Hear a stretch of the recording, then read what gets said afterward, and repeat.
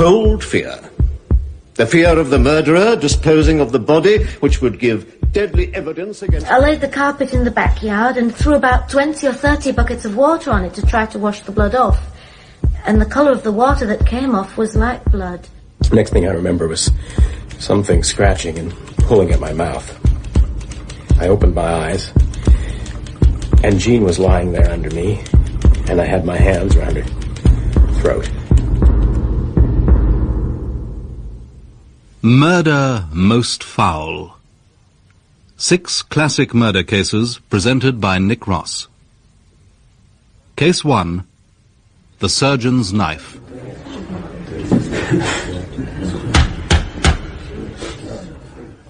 Members of the jury, on the 29th of September 1935, Miss Susan Johnston was walking along the Moffat-Edinburgh Road near Gardenholme Lynn Bridge. As she was crossing the bridge, she did what many people do. She looked down into the gully below and saw what she thought was an arm lying in the bed of the stream. She went back to the hotel.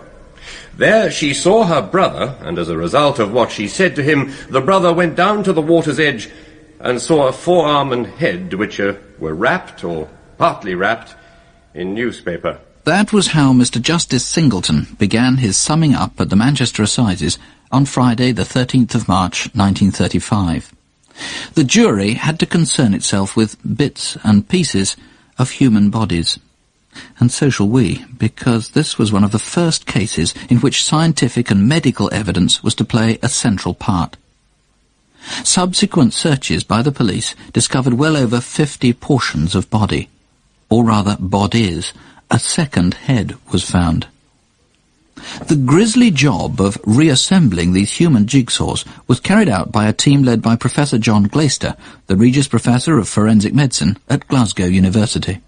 Exhibit 135 contains photographs of what are termed head number 1. It can be seen that the eyes have been removed, some facial skin, the tissues of the nose. You will also notice the removal of 2 central teeth. Exhibit 139 shows the head of body number 2. The tissue was removed to a greater extent than in number 1. As in the other body, the eyes had been removed, the skin of the face, the soft tissues of the nose. Also, both ears, nearly all the scalp tissues bearing hair, the lips, and a portion of the tongue had been... And so it went on. The prosecution would describe the bodies as having been horribly mutilated. But there was more to it than that. And if they could indeed be said to have been mutilated, well, the mutilation had been done by an expert. For instance, they hadn't been crudely chopped up, but disarticulated. That is to say, surgically severed at suitable joints. Professor Glaister, this disarticulation, would this require any surgical skill? Indeed it would, my lord, and definite anatomical knowledge. What kind of knife would be required? Probably a Symes amputation knife and an ordinary scalpel. In the case of body number 2, about 5 hours would be needed to complete the work. And how long had the bodies been in the river? Some of the pieces of flesh were wrapped in a torn sheet, others in a blouse. One of the heads was in a child's romper suit. But other remains were found wrapped in newspapers. These were of various dates from early August onwards. The most recent was the Sunday Graphic of September the 15th, just a fortnight prior to their discovery. Scotland Yard's Black Museum still holds copies of the fragments of that Sunday Graphic. There's part of the front page, numbered and dated September the 15th, 1935. It seems the great attraction was Lady Londonderry's frank memoirs. One of the other scraps is torn from an inside page. There's half a photograph of a line of young women, and what's left of the headline, which reads AMBE''S, Carnival Queen Crowned. That headline was to save the police months of sifting through files of missing persons. To return to the trial. I am Edwin Vaughan Morris. I am circulation manager of the Sunday Graphic and News newspaper. The sections of newspaper shown to me are from a special slip or local edition of the Sunday Graphic of the 15th of September 1935, of which 3,700 copies were printed. They were circulated only in Morecambe, Lancaster and the immediate vicinity, and they contain photographs of the crowning of Morecambe's Carnival Queen. At once, the investigation shifted to Morecambe, the seaside resort, and the nearby ancient town of Lancaster, which in 1935 had 40,000 inhabitants. Among them was an Indian doctor, probably the only Indian doctor in Lancaster at that time.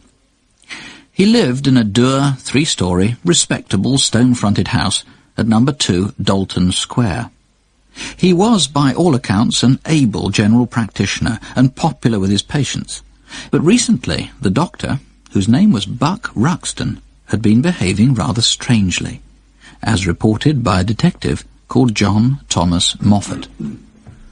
I'm a detective inspector in the Lancashire County Constabulary stationed at Blackburn. On September the 24th, I was in the Lancaster police office investigating the death of the Mrs. Smalley. One of those I interviewed was Mrs. Kerwin, who works part-time for Dr. Ruxton. Between 3 and 4 in the afternoon, Dr. Ruxton himself came to the police station, though I had not requested to see him. Look here, Inspector Moffat. What the hell do the police want making inquiries about my private affairs for? I do not know Mrs. Smalley. I have enough trouble on my mind. Come across and search my house and interview the whole damn lot of us. It is nothing but professional jealousy. I am the most progressive doctor in this town. I have over 2,000 patients on my panel, and every doctor is jealous of me. At that point, he held up his hand. His little finger was heavily bandaged, and the bandage twisted round his hand at the same time. Look at my finger. I cut that and almost severed it with a fruit tin I was opening for my children last week. I'm the most miserable man on earth. My wife leaves me. Now you come bothering me. I come home from visiting my patients a fortnight ago. I go to my study and call her name. No answer. I go to her room. I find a note. It says, I am going away, don't worry. Leaves me with 3 kids crying for their mother, and I do not know where she is. I know nothing about Mrs. Smalley. It is professional jealousy. And you will hear more about it. Nobody had ever imagined him to be involved in Mrs. Smalley's death. But it was true, Dr. Ruxton's wife had disappeared. Except that she wasn't his wife, they were never married. And it wasn't a fortnight before, but only a week ago, the day Dr. Ruxton had cut his hand, September the 15th. And on the same day, their maidservant, Mary Rogerson, had also disappeared. She was 20. She always visited her father and her stepmother in Morecambe every weekend. On October the 1st, when she'd failed to visit them for 3 weekends running, they informed the police. My name is Agnes Oxley, and I'm employed as charwoman at the Ruxtons. It was some time after the 2 women had disappeared that the doctor, who was in bed, called me to his bedside. He asked me to sit down, and he read out an account of the Ravine murder in the Daily Express. He said, "So you see, Mrs. Oxley, it is a man and a woman. It's not our 2. I replied that I hope not. He then began to laugh. On the 11th of October, Dr. Ruxton finally went to see Captain Van, the Chief Constable of Lancaster, to report his wife missing. Later, he returned with a copy of the Daily Express, which had continued covering the story, and he even mentioned the missing Mary Rogerson. Look here, my dear Van. Can't you do something about these newspaper reports? Look at this. This newspaper says that this woman has a full set of teeth in the lower jaw. And I know to my own knowledge that Mary Rogerson had at least 4 teeth missing in this jaw. He'd been calm till then, my lord, but now he became excited. He waved his arms about, he sat on the table with his feet on the chair, and he began to bang on the chair in a very violent manner. His conduct was very extraordinary. It is all the fault of that damned Bobby Edmondson. Captain Van, he is ruining my home. He's having an affair with my Belle, my wife. I know it. He came to see me next day at 9:30 in the evening. He remained at the police station overnight and, at my request, wrote out an account of his movements from the 14th to the 30th of September. He also made and signed a voluntary statement, which he dictated and afterwards corrected and initialed. The statement is true. to the best of my recollection at the present moment. I have nothing further to add. At the present moment. There, my dear Van, it is signed. Good. Now listen very carefully to me. I intend to prefer a very serious charge against you. You are charged that between the 14th and 29th of September 1935, you did feloniously and with malice aforethought kill and murder one Mary Jane Rogerson. What? I must caution you that anything Sir, you say... most emphatically not. Of course not. Dr. Ruxton. The furthest thing from my mind. What are you talking about? Dr. Ruxton, I must caution you that anything you say... It was not until November the 5th, 1935, that he was charged with the murder of Mrs. Ruxton. And it was for this crime, not the murder of Mary Rogerson, that he was brought to trial 5 months later. How say you, Buck Ruxton? Are you guilty or not guilty? I plead not guilty. The jury was sworn in and had their first sight of the prisoner. He was then aged 36. He was a handsome man, born in Bombay, of good family. Details of his background would come out when he was questioned by his own counsel, the distinguished K.C. Norman Birkett. You are a doctor of medicine? A bachelor of medicine. I hold first-class honours in medicine from Bombay University. I studied in London, but I did not qualify there finally. Do you hold any other degrees? Yes. Bachelor of Surgery, also at the University of Bombay. Silence in court. Did you have any medical experience before your medical practice in Lancaster in 1930? If I may modestly say, considerable. In the year 1928, you were in Edinburgh pursuing your medical studies at the university. Yes. Was it at that time you first met Mrs. Ruxton? Yes. Isabella Carr was her maiden name, was it not? If you want to be precise, Kerr, not Carr. Mm-hmm. Her name being, as I understand it, Isabella Van S. She married a Dutchman. The marriage only lasted a few months. I knew her as Isabella Carr. In 1930 you went to Lancaster, having bought a practice there. Yes. And she went with you to 2 Dalton Square. Yes. That is where you lived together and subsequently had the children. Yes, but I had one child born before, Elizabeth. Diane and Billy were born at 2 Dalton Square. What would you say about your relations with Mrs. Ruxton, in general, during the years from 1930 to 1935? If I may be permitted to put it in appropriate English, we were the kind of people who could not live with each other and could not live without each other. Of all the words spoken during the 11 days of the trial, these were the ones most remembered. We couldn't live with each other, and we couldn't live without each other. Ruxton himself was the only witness called by the defence. And before he had a chance to speak, the prosecution would have called no less than 106 witnesses. Several servants and ex-servants testified that they'd witnessed violence between Ruxton and Isabella. He denied this, describing what they'd seen as love play. But he couldn't deny that she had once appealed for help from the police and had fled to her sisters in Scotland. Robert Edmondson was called, the man whom Ruxton accused of having an affair with his wife.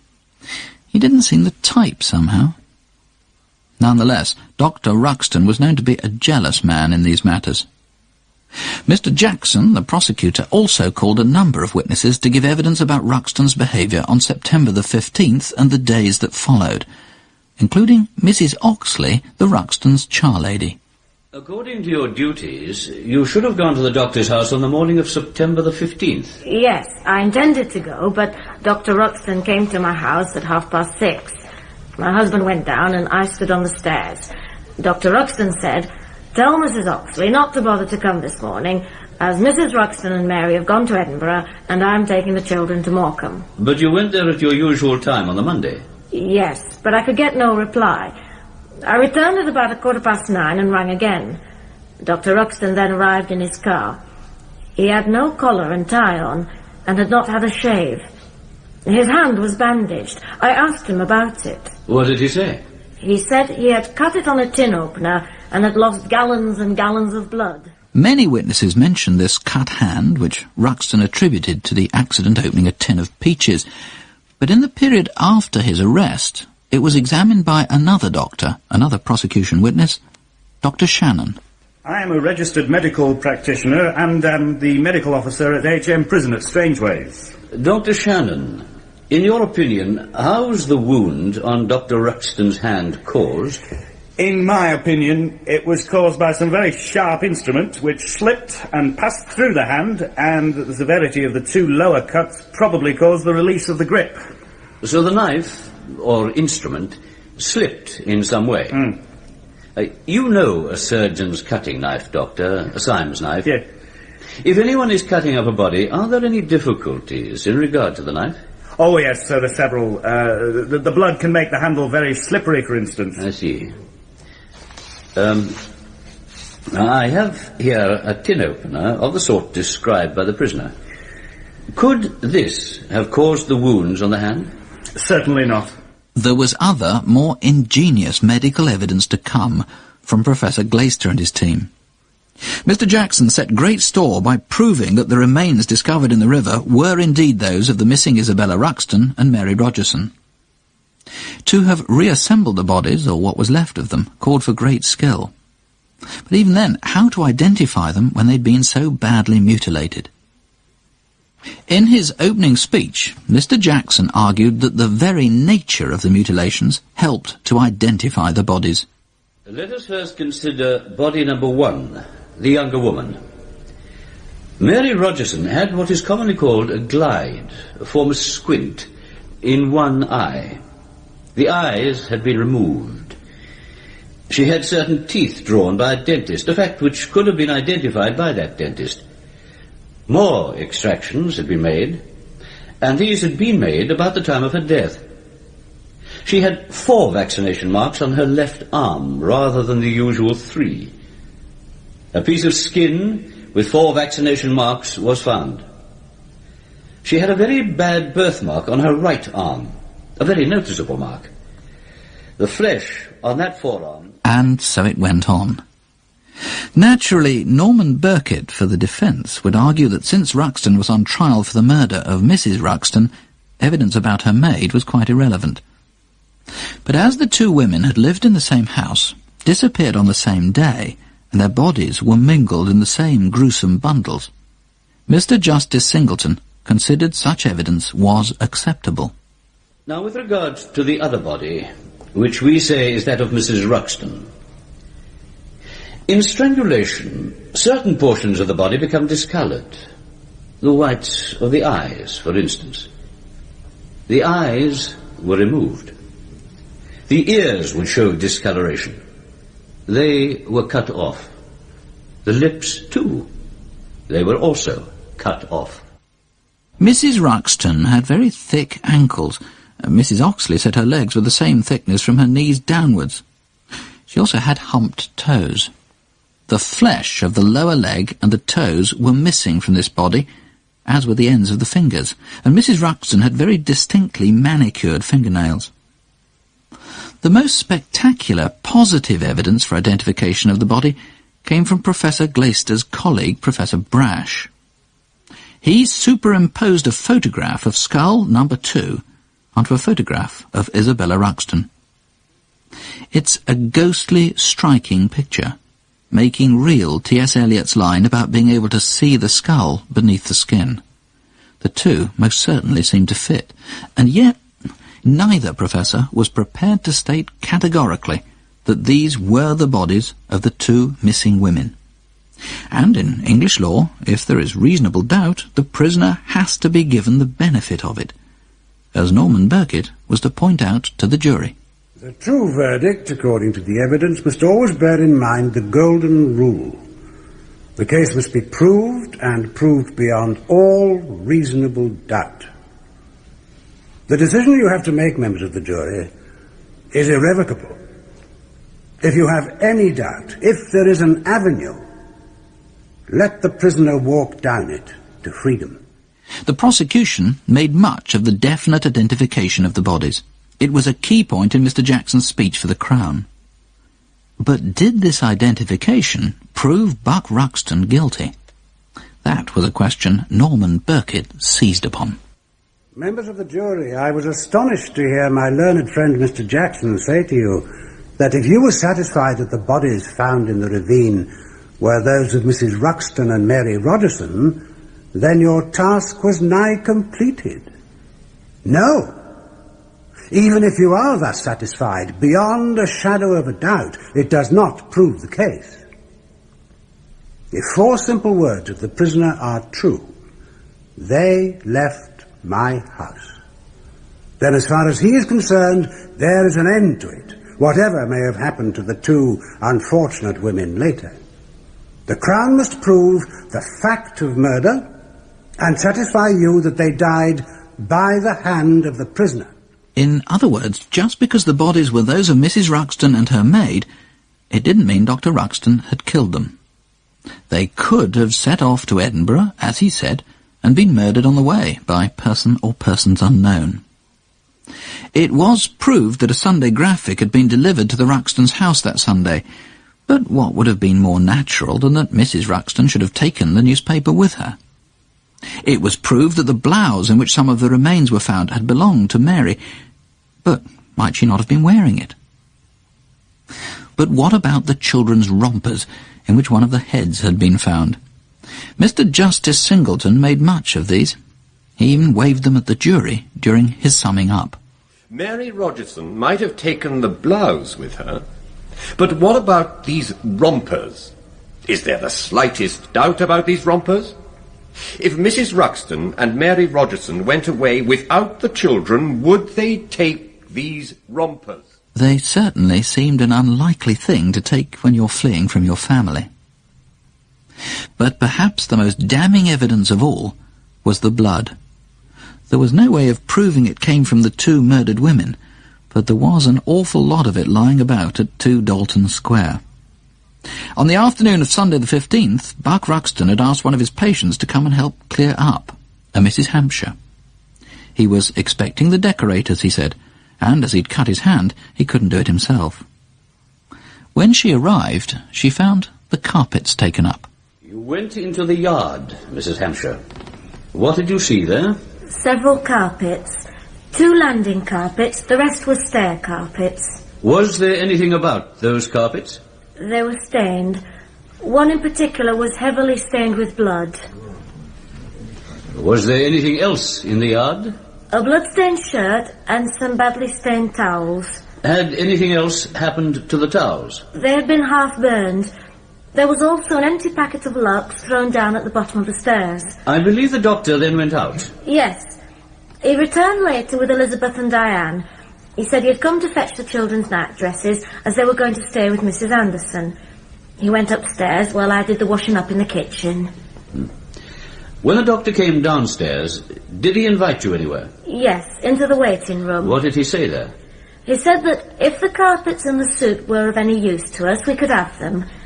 He said that the suit was badly stained, but that it was a good suit and I could have it cleaned. It was badly stained with blood. He said he had worn it that morning when he had cut his finger. In Professor Glaister's report on the jacket and trousers, he lists 27 bloodstains, many of them between 8 inches and a foot long and 3 or 4 inches wide. And all, so Dr. Ruxton asserted, from a cut finger. The waistcoat was so badly blood-stained that Mrs. Hampshire had burned it. Next morning, while Mrs. Oxley had knocked in vain at his door, Dr. Ruxley was visiting Mrs. Hampshire, looking, as Mrs. Oxley said, unshaven and dishevelled. He'd offered to take the suit back to have it cleaned, but Mrs. Hampshire said she'd do it. After he left, she opened the bundle of carpets. One was not so bad, and one had just 1 blood mark on it, but the amount of blood on the 3rd carpet was terrible. It was still damp with it. I laid the carpet in the backyard and threw about 20 or 30 buckets of water on it to try to wash the blood off, and the colour of the water that came off was like blood. I threw it on the line and left it to dry, and when it was wash day I had another go, and I still couldn't get the congealed blood off. Still all from 1 cut finger. Other prosecution witnesses gave evidence about the blood at 2 Dalton Square, among them Mrs. Oxley and Professor John Glaister. 2 girls told of late-night bonfires, and when all 106 of Mr. Jackson's prosecution witnesses had had their say, Norman Birkett, sole witness for the defence, took his stand, Dr. Ruxton, who made a pathetic and hardly impressive figure. The report on the trial frequently includes the comment, in brackets, "Prisoner burst into tears." It happened several times when Norman Birkett was questioning him about Mrs. Hampshire's evidence. Mrs. Hampshire has said that you called at her house about 9 o'clock on Monday morning. Yes, I heard her say that, without a collar and tie. Were you at Mrs. Hampshire's house on that Monday morning? Never. Never in my life. I have never gone from my house in all my life without a tie and collar. Never in my life. She said you were without a tie and collar, and that you were wearing an old, dirty raincoat. That is ridiculous, if I may say. I am so fastidious about my looks, especially as 40,000 people in Lancaster know me. And could anyone imagine on that busy Monday morning I would allow them to see Dr. Ruxton at 9 o'clock in the morning without a collar and tie? Never in my life. And in a dirty raincoat. It is a lie. Mrs. Hampshire says you inquired about the blue suit. I was never at her house on Monday morning. I cannot stand these lies. This is all a pack of lies they are telling. Please, try to keep control. It is very hard to stand this pack of lies. There were many other witnesses whom he accused of lying, including Mrs. Oxley, and there were many other occasions when he broke down in tears. Curiously, he stood up to the prosecution cross-examination rather better, though he had an unfortunate quirk, constantly addressing Mr. Jackson as "my friend," which was anything but the case. Eventually, after 11 days, the speeches ended, the jury retired. They were out for scarcely over an hour. Do you find Buck Ruxton guilty of murder or not guilty? Guilty. You find Buck Ruxton guilty of murder, and that is the verdict of you all? Yes. Buck Ruxton, you have been convicted of murder upon the verdict of the jury. Have you anything to say why sentence of death should not be passed according to law? Subject to the point that I be allowed to appeal in the administration of justice, I submit that to your lordship and the jury. I want to thank everybody for the patience and fairness of my trial. The appeal failed, and he was hanged on the 12th of May, 1936. It said that although he was in a very agitated state for some time before his death, he went to the gallows calmly. At the time, the sentimental ballad "Red Sails in the Sunset" was immensely popular. Red sails in the sunset, way out on the sea, oh, carry my loved one home safely to me. Street urchins developed their own version. Red stains on the carpet, red stains on your knife. Oh, Dr. Buck Ruxton, you cut up your wife. The nursemaid, she saw you and threatened to tell. So, Dr. Buck Ruxton, you killed her as well. And they were probably correct. Oh, carry my loved one home safely to me.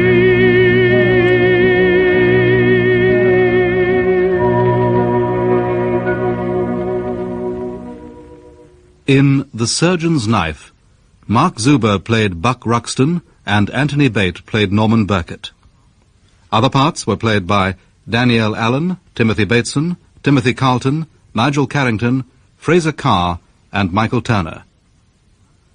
Murder Most Foul is written by John Scotney and presented by Nick Ross. The producer was Mark Savage.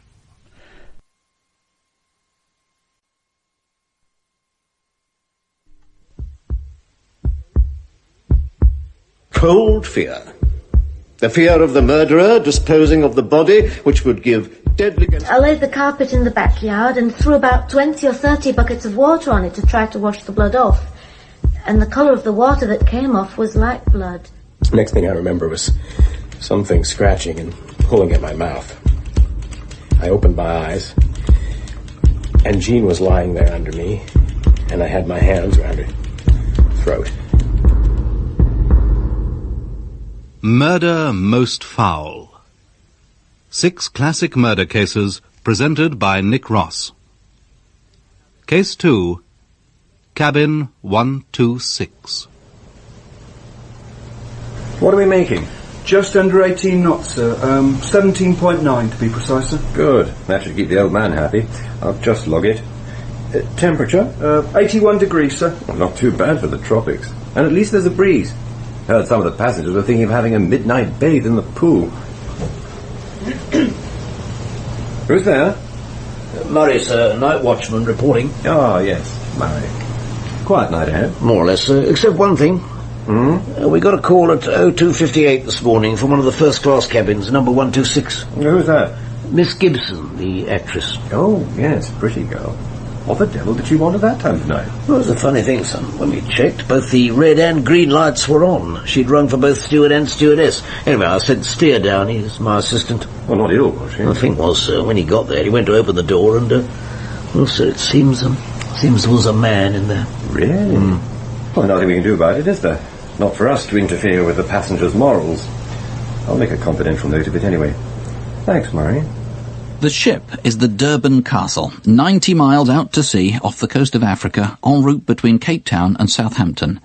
The date, October the 18th, 1947. Next morning, when the stewardess comes to give Miss Gibson her morning call, she's surprised to find the cabin is unlocked.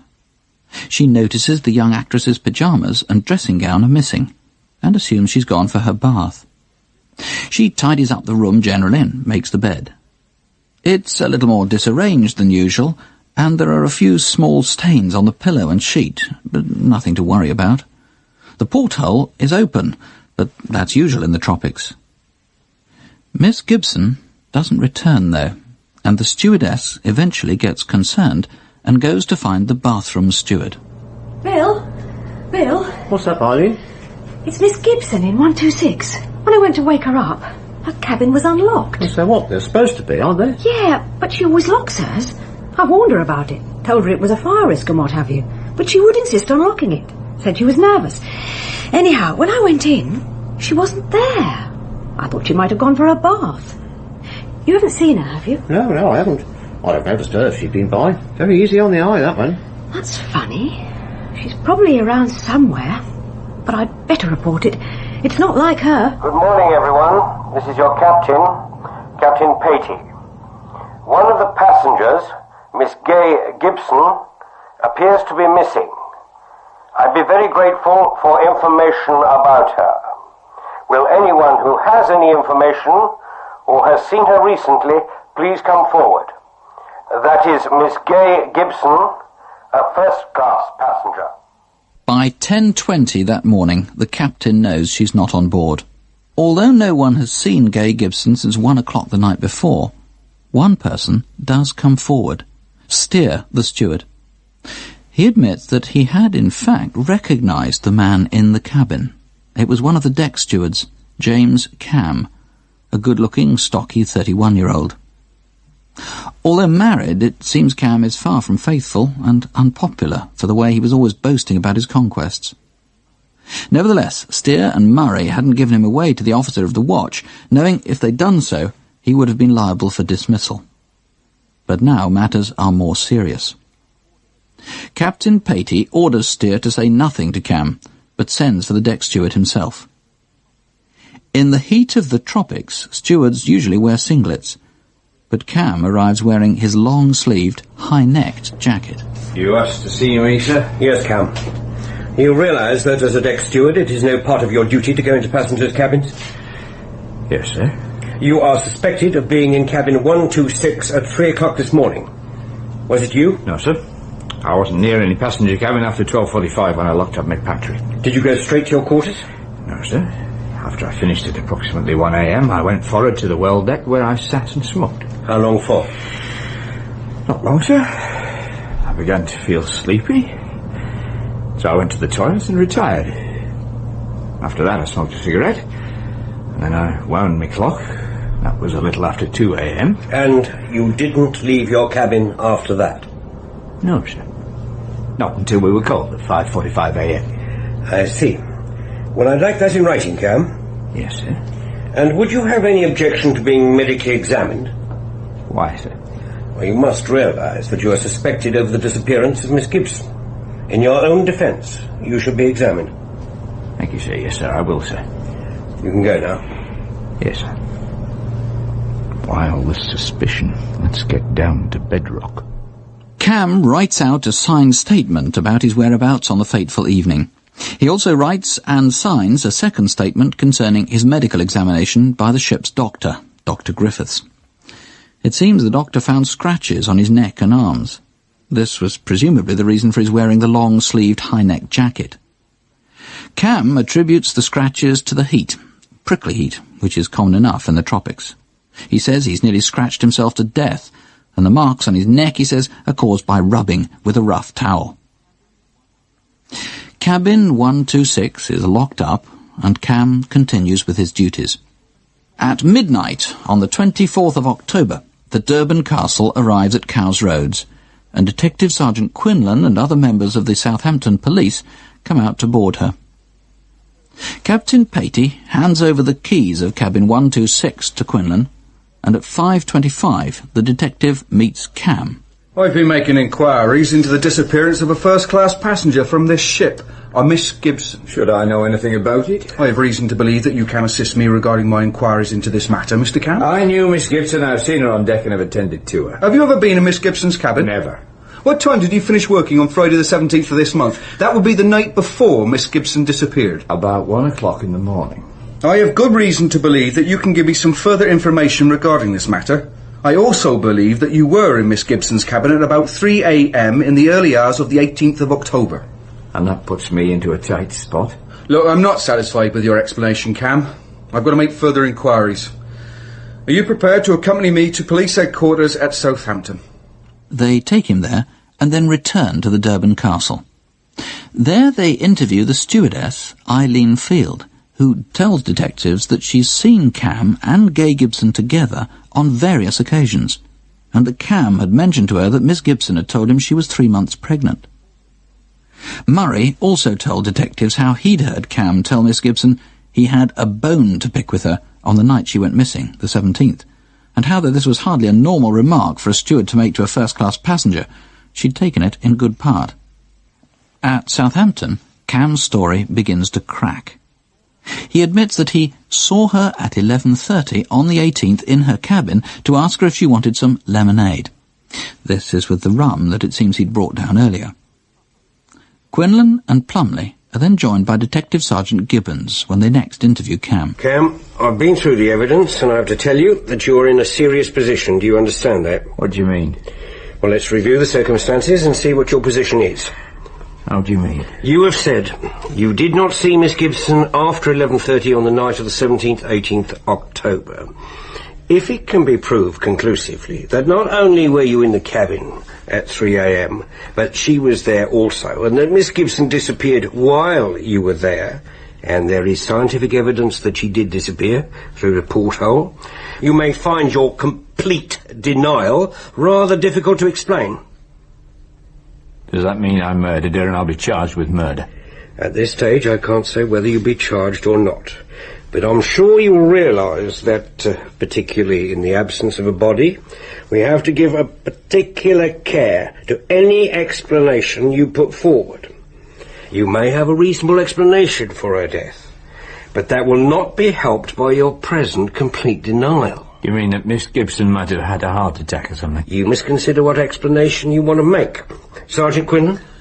Mr. Cam, are you in the habit of visiting female passengers in their cabins? Yeah.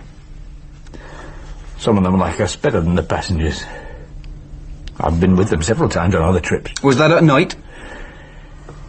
Yeah. I've been with several. Of course, if I'd been found out, I would have got the sack. I understand that you've been alleging that Miss Gibson was in a certain condition. She gave me that inference. How did she give you that inference? She told me, said she was pregnant. I've reason to believe that your story is untrue. Well, that's what she told me. I agree with Detective Sergeant Quinlan. Your answers to him seem to be inconsistent with the true story. It's been established that you were in the cabin at 3 o'clock. And what'll happen about that, then? My inquiries regarding this matter have been very extensive, and I have now arrived at the conclusion that you have not given me a true account of your movements that night. There seems to be something in what you say. Cam is cautioned, and Detective Constable Plumley begins to type. Cam tells how he returned to Gay Gibson's room at 2 o'clock, and that there, intimacy took place. But suddenly... Miss Gibson clutched at me, foaming at the mouth. She was very still. I felt for her heartbeats, but couldn't find any. She was very still. I cannot offer any explanation as to how the bells for the steward and the stewardess came to be rung, as I most definitely did not touch them myself. Thinking she had fainted, I tried artificial respiration on her. Whilst doing this, the night watchman knocked at the door and attempted to open it. I shut the door again, saying it was all right. Then I panicked, as I thought he'd gone to the bridge to report to the officer of the watch. After a few minutes, I could find no sign of life. After a struggle with the limp body, by the way she was still wearing her dressing gown, I managed to lift her up to the porthole and push her through. I'm fairly certain that at the time she was dead, but I was terribly frightened. I then went forward. These were the events that led to James Cam being charged with the murder of Gay Gibson.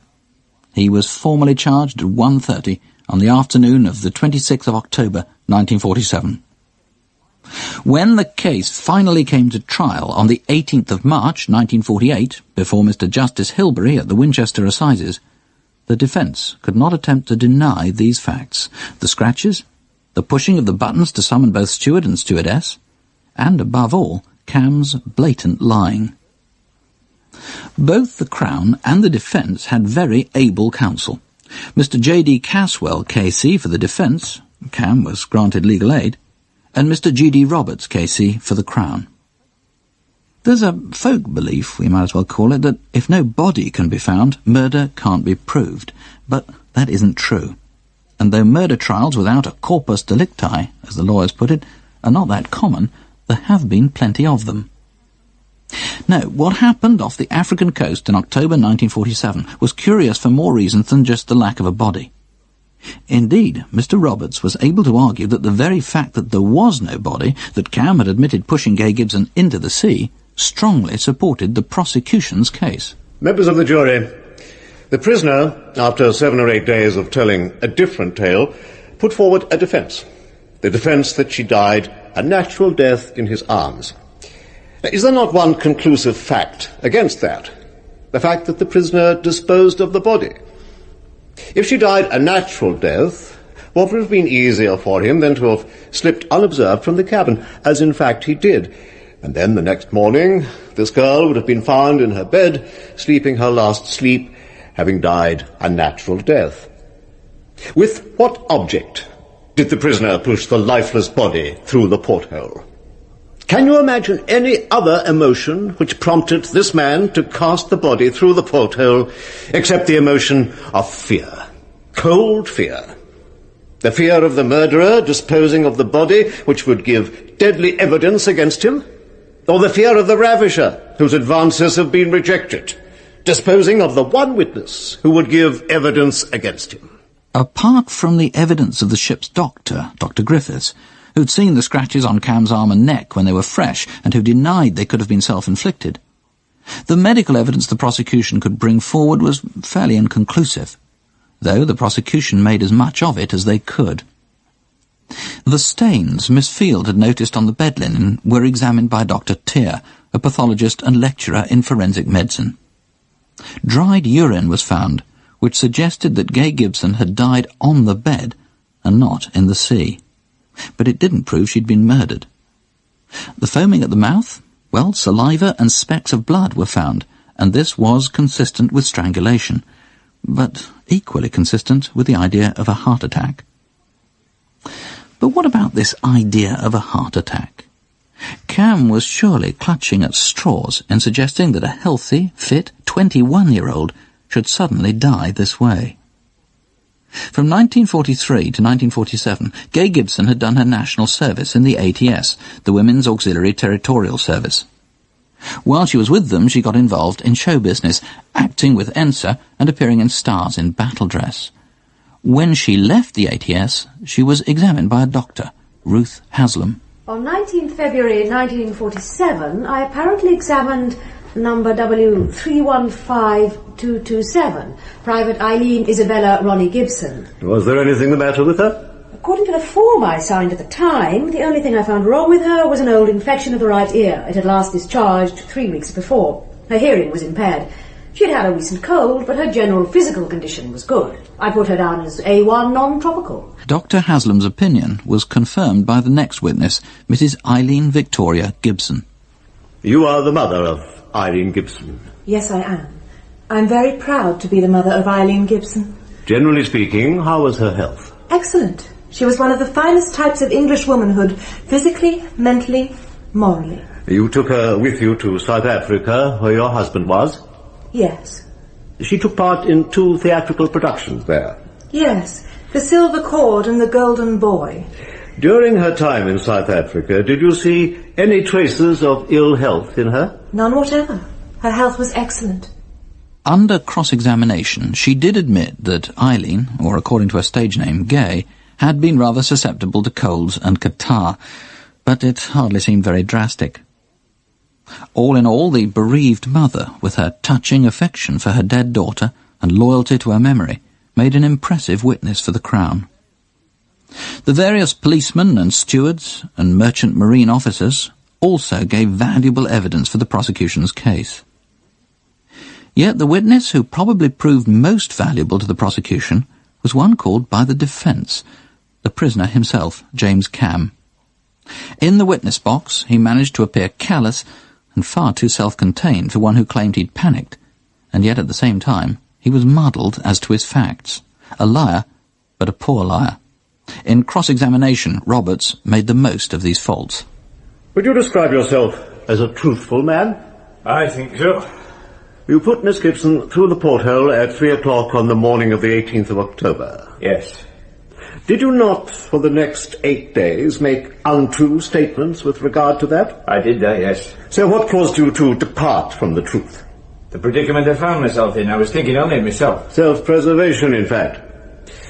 Why did you alter your story as a truthful man? I realised I was definitely incriminated by the witness Steer. You told an untrue story until you felt it would not serve its purpose of saving you. I'm going to call that curious conduct for a truthful person. I should say it was beastly conduct. Indeed. Now, those 2 bells in the cabin, who rang those bells? I don't know. What would you expect a passenger to do who in the night objected to the advances of a member of the crew? Shout. Not much good shouting. Isn't ringing the bells better? We both amount to the same thing. That is what she did, is it not? She didn't touch the bell. Are you suggesting the bells went off of their own accord? I cannot suggest how the bells were rung. And when the man came to the door, you slammed it in his face, even though, according to one of your stories, you thought the girl might be alive. Yes. Even though you took no steps to help her, though help was at hand. No. The trial took 4 days. Mr. Justice Hilbery summed up. He stressed the faults of Cam's character, the strength of the evidence against him, the scratches, the bells in particular, the health of Gay or Eileen Gibson, but above all, James Cam and his lies. It took the jury just 45 minutes to find Cam guilty. But Cam refused to admit his guilt, and the defence appealed, on the grounds that the judge's summing up was biased. They said he was unfair to the evidence brought by the defence. Eventually, the case did go to the appeal court. So what was it that they said the judge had overlooked? Who were the defence witnesses Mr. Justice Hilbery had apparently disregarded? One was Joan Armour, an ATS officer. In early July 1946, I was notified one of the girls was ill in quarters. I went there and found Private Gibson. She was lying on her bed. Her back was arched and she was breathing very, very heavily. I went to help her, and as I helped her, she clutched herself at the chest and muttered pain. The condition lasted 10 to 15 minutes. It was very bad. When I thought I could safely leave her, I called an ambulance. Not unlike Cam's description of what had happened. The next witness was Peter Dalby, who, as a member of ENSA, had toured England and Germany with Gay Gibson. He described her as excitable and neurotic, and told of several fits similar to those described by Joan Armour. Mrs. Gibson had said that her daughter was more interested in her career than men, except for one man. Mr. Cresswell asked Dalby about that one man. Mrs. Gibson has told us her daughter was very fond of a man called Pierre. That's right. He was a lorry driver, one of the scenery vehicles. They were infatuated with each other. Did she have a burn on her hand? The back of her hand. I'm not sure whether it was the left or the right. She had it as some sort of recognition of the driver, Pierre. But I'm not quite sure whether she or Pierre did it.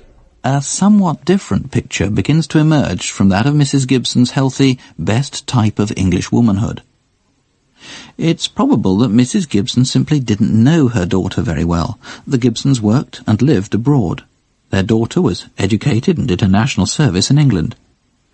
Mrs. Gibson disapproved of her theatrical career and her theatrical friends, as came out in Mr. Cresswell's cross-examination. At Johannesburg, was she in a play produced by Mr. Gilbert?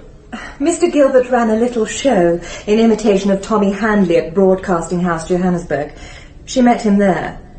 They were a different class of people from us. Mr. Gilbert and his associates were a different class? Yes. I advised her to take a refresher course in shorthand instead. But she was in a play produced by Mr. Gilbert? Yes, the only play he ever produced. You don't seem very friendly to Mr. Gilbert. No. Eileen said to me, Mother, Henry has turned out to be a rotter. On stage she had to put his arm round her. She said, the way he mauls me on stage. And there was a Dr. Shube, his wife. She befriended your daughter, did she not? Never. Did you know your daughter went to Dr. Shube for advice? My daughter would go to a consultant for advice, not to Dr. Shube. She said she's a bit of a quack. Did she tell you about a man called Mike Abel? Yes, he had to play a gangster on stage. She said to me, Mother, I think he is a real gangster. These were the three witnesses the defence had brought over from South Africa. Henry Gilbert, his wife, Dr. Shube, and Mike Abel. Mr. Abel, did Miss Gibson tell you anything about herself? Well, she told me she came to South Africa for her health and that her parents were killed by a V2 bomb. Her health? Asthma, she said she had. Where were you when she told you these things? In a car outside the doll's house. It's a sort of roadhouse. Did anything happen while you were sitting there? Yes, the late Miss Gibson seemed to lurch over. I noticed that in the corner of her mouth was white saliva. Did you notice anything about her lips? They were a bluish colour. I got a glass of water. The attack lasted 15 or 20 minutes. Did you notice anything at rehearsals about her? Well, she was a charming girl, a very nice girl. But on occasions, for no rhyme or reason, she came up to me, kicked me, slapped my face, and then kissed me. One time at Mr. Gilbert's house, she'd been drinking quite a bit, she fainted in the garden. Did she ever mention anything about her private affairs? Once, she asked me for £200 to get to England. She said she was pregnant. Well, I could not afford £200. That was very early after I met her. On another occasion, she caught my arm and said, Mike, I love you. Then she fainted away, like I described before. Henry Gilbert's evidence endorsed what Mike Abel had said and went into some detail about his professional relationship with Gay Gibson. But the evidence of his wife, Dr. Shube, was a good deal more personal. Did you do exercises with Miss Gibson on any occasion? She asked me for advice on diet and exercises. I took her along to a physical culture course I was taking. Did you notice anything about her during the exercises? I noticed that she tired easily, became short of breath, and had to discontinue while I carried on. She told me she was suffering from asthma. Did she tell you anything about herself of an intimate nature? She told me she had had sexual experience. This was about the second time I'd met her. She said her period had not arrived and that she was worried that she was pregnant. I told her it was much too early to say. She was probably worried or excited about the show. Did you have any discussion about a contraceptive? When she told me about her period, I asked her if she had used a contraceptive during sexual experience. She looked blankly at me. She didn't seem to know anything about it. I advised her to have a device fitted. Such a contraceptive was found in Miss Gibson's cabin. Naturally, since her sexual inexperience had become an important part of the prosecution's case, Mr. Roberts attacked the South African witnesses. And Mike Abel, with his dark glasses, leather gloves and tightly belted Macintosh, did look a bit of a gangster. On the other hand, why should these people lie to defend a man they'd never met? They all liked Gay, although they found her a bit naive, and the behaviour that they and other defence witnesses describe does seem credible. A middle-class girl from a sheltered background suddenly given her freedom. She falls passionately for a lorry driver, tells a man like Abel she loves him, and might well be attracted by a coarse, handsome man like James Cam. The evidence of the stewardess, Miss Field, and the steward, James Murray, suggested she was indeed on friendly terms with Mr. Cam. In addition, the boatswain's maid gave evidence that he saw her at 1 o'clock on the fatal night on the promenade deck, exactly where James Cam was likely to be. And the fact Cam was seen inside her cabin suggests she unbolted the door to him. Even so, what happened inside the cabin? In the trial, no less than 7 doctors were called as witnesses. Much the most distinguished was Professor Webster. There is nothing in Cam's account inconsistent with my own experience with regard to the 3 deaths I have investigated of people who died in the course of sexual intercourse. How might Miss Gibson's death have occurred by natural cause? Several ways, all of which give rise to blood in the mouth, the terminal discharge of urine, and the scratching of the arm. But indirect heart disease is most common among younger people, namely the effect of a septic focus elsewhere in the body. And in this case, there was a septic focus, the chronic running ear. The professor's evidence was all the stronger because originally it had been requested by the prosecution. He said there was no evidence of rape or any violence, that Gay Gibson might well have had asthma, which made a heart attack more likely, and that the scratches on Cam's arm seemed to him to be too far up to have been inflicted by someone struggling for their life against a strangler. When the judge pressed as to whether the forensic evidence might have suggested strangulation, all Professor Webster would say is that he could not exclude that possibility. This, then, was the body of evidence that Mr. Justice Hilbery chose to dismiss, and which led to the appeal. The appeal failed. Cam again was found guilty. Cam may well have murdered Miss Gibson in cabin 126, but in English law, murder has to be proved beyond reasonable doubt. Perhaps it's just as well that by a pure fluke, Cam escaped the gallows. It happened that when he was condemned, the abolition of hanging was under debate in Parliament, and though the bill failed, the Home Secretary ruled that anyone condemned during the debate should not die. James Cam was given life imprisonment. He was released after 11 years in 1959. In Cabin 126, Graham Blockey played James Cam. Other parts were played by Timothy Bateson, Timothy Carlton, Tara Dominic, James Green, Ian Lindsay, Petra Markham, and Mark Straker. Murder Most Foul is written by John Scotney and presented by Nick Ross. The producer was Tim Souter.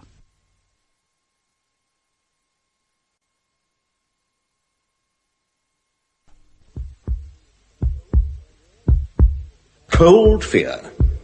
The fear of the murderer disposing of the body, which would give deadly... I laid the carpet in the backyard and threw about 20 or 30 buckets of water on it to try to wash the blood off.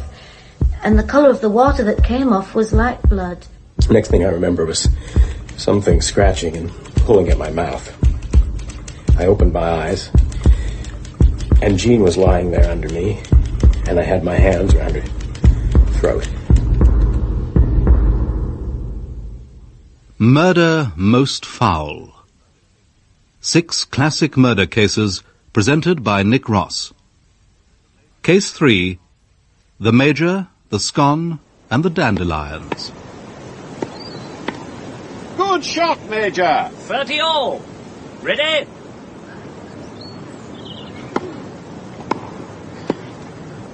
I say, well done. You really are on form today, Major. 40-30. Set point, isn't it? I do believe it is. Herbert? Yes, my dear? Come, Herbert. It's 6 o'clock. Yes, dear. Hay on Wye is a small town, and in 1920, when it was simply called Hay, it was even smaller. So everyone knew everyone else's business. And everyone knew that dapper little Major Armstrong was henpecked. Can't we just finish the game, old man? It's a pretty exciting point. And don't forget, No. tonight is your bath night, Herbert. No, best not, Doctor. Sorry. Coming, my dear. He'd arrived in the town in 1906. He was a solicitor, he married the following year, and joined the colours in 1914. He returned in 1919 to continue his practice. He was a man of perhaps excessive dignity, maybe because he was so tiny. He only weighed 7 stone. But he was far more popular than the town's other solicitor. And he was indeed a figure of some importance. He was clerk to the local magistrates, and since they weren't lawyers, he in effect ran their court. But at home, he was completely under the thumb of his wife, who would allow no alcohol in the house, and even if they were dining out with friends, her rule applied. Yes, I have indeed. I want no more. Claret or Burgundy, sir? Oh, thank you, no. The Major does not take wine. No, thank you.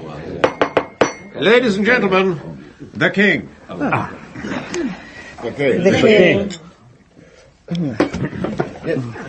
Yes, sir. Would you care for a cigar, sir? He most certainly would not.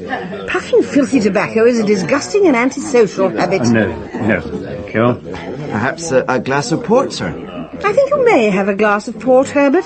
It will do your cold good. Thank you. She really was that tough. But, in fairness, it should be said that she probably wasn't altogether right in the head at this time. She suffered from pain in the arm and a numbing in the fingers of one hand. She had been a talented pianist, but now found herself unable to play.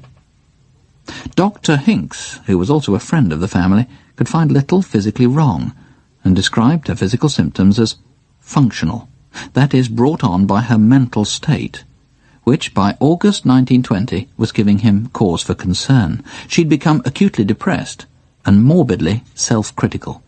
Doctor, oh, Doctor, I'm a disgrace to my family. I have wrecked poor Herbert's career, and the children. I confess I've been a terrible mother. Awful, awful. You haven't, Catherine. That's simply not true. It is. I must leave home. Yes. Do you know, there's a warrant out for my arrest. No, there isn't. There is, I tell you. I've lived an unchristian life. I've been cruel to my children, and I've been cheating the tradesmen, defrauding them. They're watching me, you know. They're trying to trap me. They're going to arrest me. I'm sure they're not. Now, here, let me take your pulse. Instead of the normal 80, her pulse was up to 120. She was vomiting frequently, her lips were blue, and her complexion sallow. There was evidence of a heart murmur. After calling in a second opinion, Dr. Hinks certified her as of unsound mind, as did the other doctor, Dr. Jane. Dr. Hinks and the Major travelled with her to Barnwood Private Asylum. She was to remain there for 4.5 months. During that time, life was rather more relaxed at Mayfield, the Major's house. He gave little dinner parties, where wine was drunk, and cigars were smoked quite openly. He went off to London quite a lot, and he spent a lot of time seeing to his garden. He was proud of his large garden. He'd won several prizes at local flower shows, but there was one great problem with it, as his gardener, Will J., explained. It's a terrible garden for weeds, this is, you know, sir. I am aware of that, Jay. They used to keep a boy here in the old days. Nothing to do all day but pull up weeds. So I'm told. It's on account of it being practically surrounded by fields, you see. Yes, That's where all indeed. these plantains and dandelions come from, sir. What about weed killer? For the dandelions. Would you like me to get some, sir? No, I prefer my own. I've got the materials. I wouldn't put it down this dry weather, sir. Tends to lie around. Needs to soak in, you see. Well, not the way I use it, Jay. Not the way I use it. As well as gardening, the Major had other interests, which explained his increasingly frequent visits to London. He was often there on business, even when his wife was at home. He was something of a gambler, although an unsuccessful one. And, well, Dr. Hinks was treating him, in confidence of course, for venereal disease. The Major was a good lawyer, with a good and growing practice. Nonetheless, his trips to London meant he was living well beyond his means. And the fees charged by Barnwood can't have been cheap. But Mrs. Armstrong was making excellent progress. She was even playing the piano again. Ever solicitous for her, her husband felt she would benefit from a return to the bosom of her family. He told Dr. Hinks how much better she was and got him to write to Dr. Townsend, who was in charge of Barnwood. Dear Dr. Townsend, I am glad to hear that Mrs. Armstrong is improving mentally and physically. From what Major Armstrong tells me, she appears to have lost her delusions and to be normal mentally. Her principal worry seems to be her surroundings and her desire to get home to start her household duties again. Dear Dr. Hinks, Mrs. Armstrong has improved both mentally and physically, and Major Armstrong is very desirous of having her home. However, in my opinion, she is not yet well mentally. She is constantly making accusations against herself of having misspent her life and failed in her duty towards her husband and children. So you see, her delusions have not gone. Her great anxiety is to return home, and so under the circumstances I think it would be well to get from the committee on Monday next a leave of absence on trial for 3 months. Mrs. Armstrong came home on the 22nd of January. For a week or so she was very much better, but, alas, her recovery was brief. At first it was her feet. She developed what might be described today as a John Cleese funny walk. The doctors called it a high steppage gait. She would raise her foot high off the ground, hesitate for a long time, and then bring it down with a bang. Dr. Townsend had noticed the same thing, but had written to Dr. Hinks to say it was functional and had no physical cause. If it was purely in her mind, so Dr. Hinks reasoned, he might be able to persuade her out of it by walking her round the room. This was on the 11th of February.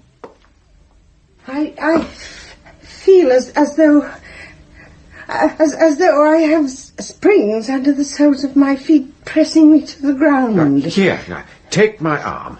I'm sure you can do it. No, I can't. Now, come now, make the effort. I can't. You can. Try. Very well.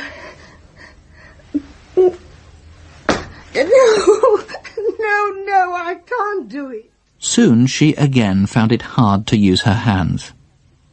Dr. Hinks tested the knee jerk, the automatic reaction to the knee being tapped sharply. Nothing happened. When he left on the 11th, she was back in bed. On the 16th of February, he was called and examined her again. How is she, Tom? Not good, I'm afraid, Major. Right back to where she was before she went to Barnwood, I'm afraid. Oh, dear. She's vomiting again. Well, as I told you, she's always had these bilious attacks. She's a martyr to indigestion. This is worse than that. She's got intense pain in her abdomen. She could hardly bear me to touch it. Appendicitis? No sign of that. But the heart murmurs back. I see. Her pulse is right back up to 120. And the cyanosis of the lips is back. Of the what? The blueness. Oh, yes. I must tell you the truth. I'm afraid the prognosis isn't good, Major. But I'll leave you some medicine. Thank you for everything, Tom. Dr. Hinks came to see her every day. She could take no food or drink. She had a nurse, but the Major often took over from her. Mrs. Armstrong's complexion became copper-coloured, and she got extremely thin. Eventually, on February the 22nd, she died. Dr. Hinks signed the death certificate. Cause of death, heart disease over 12 months, nephritis over 6 months, and gastritis 21 days. Dr. Thomas E. Hinks, registered. Mrs. Armstrong was buried 3 days later in the little churchyard at Cusop. Only 4 people attended the funeral. But on the following Sunday, the rector turned the service into a kind of memorial for her. The Major read the lessons with great feeling. And I saw a new heaven and a new earth, for the first heaven and the first earth were passed away, and there was no more sea.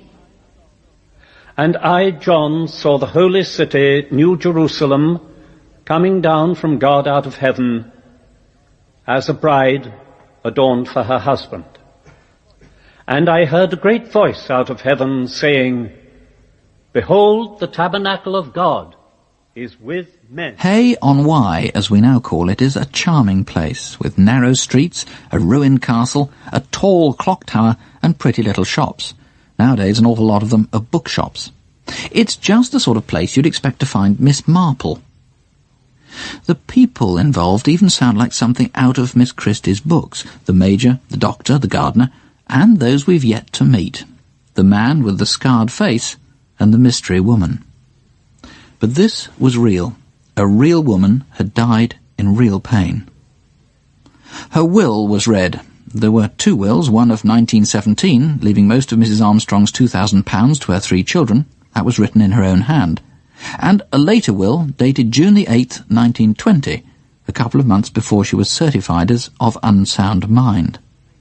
This was written in the Major's hand, and it left her little all to him.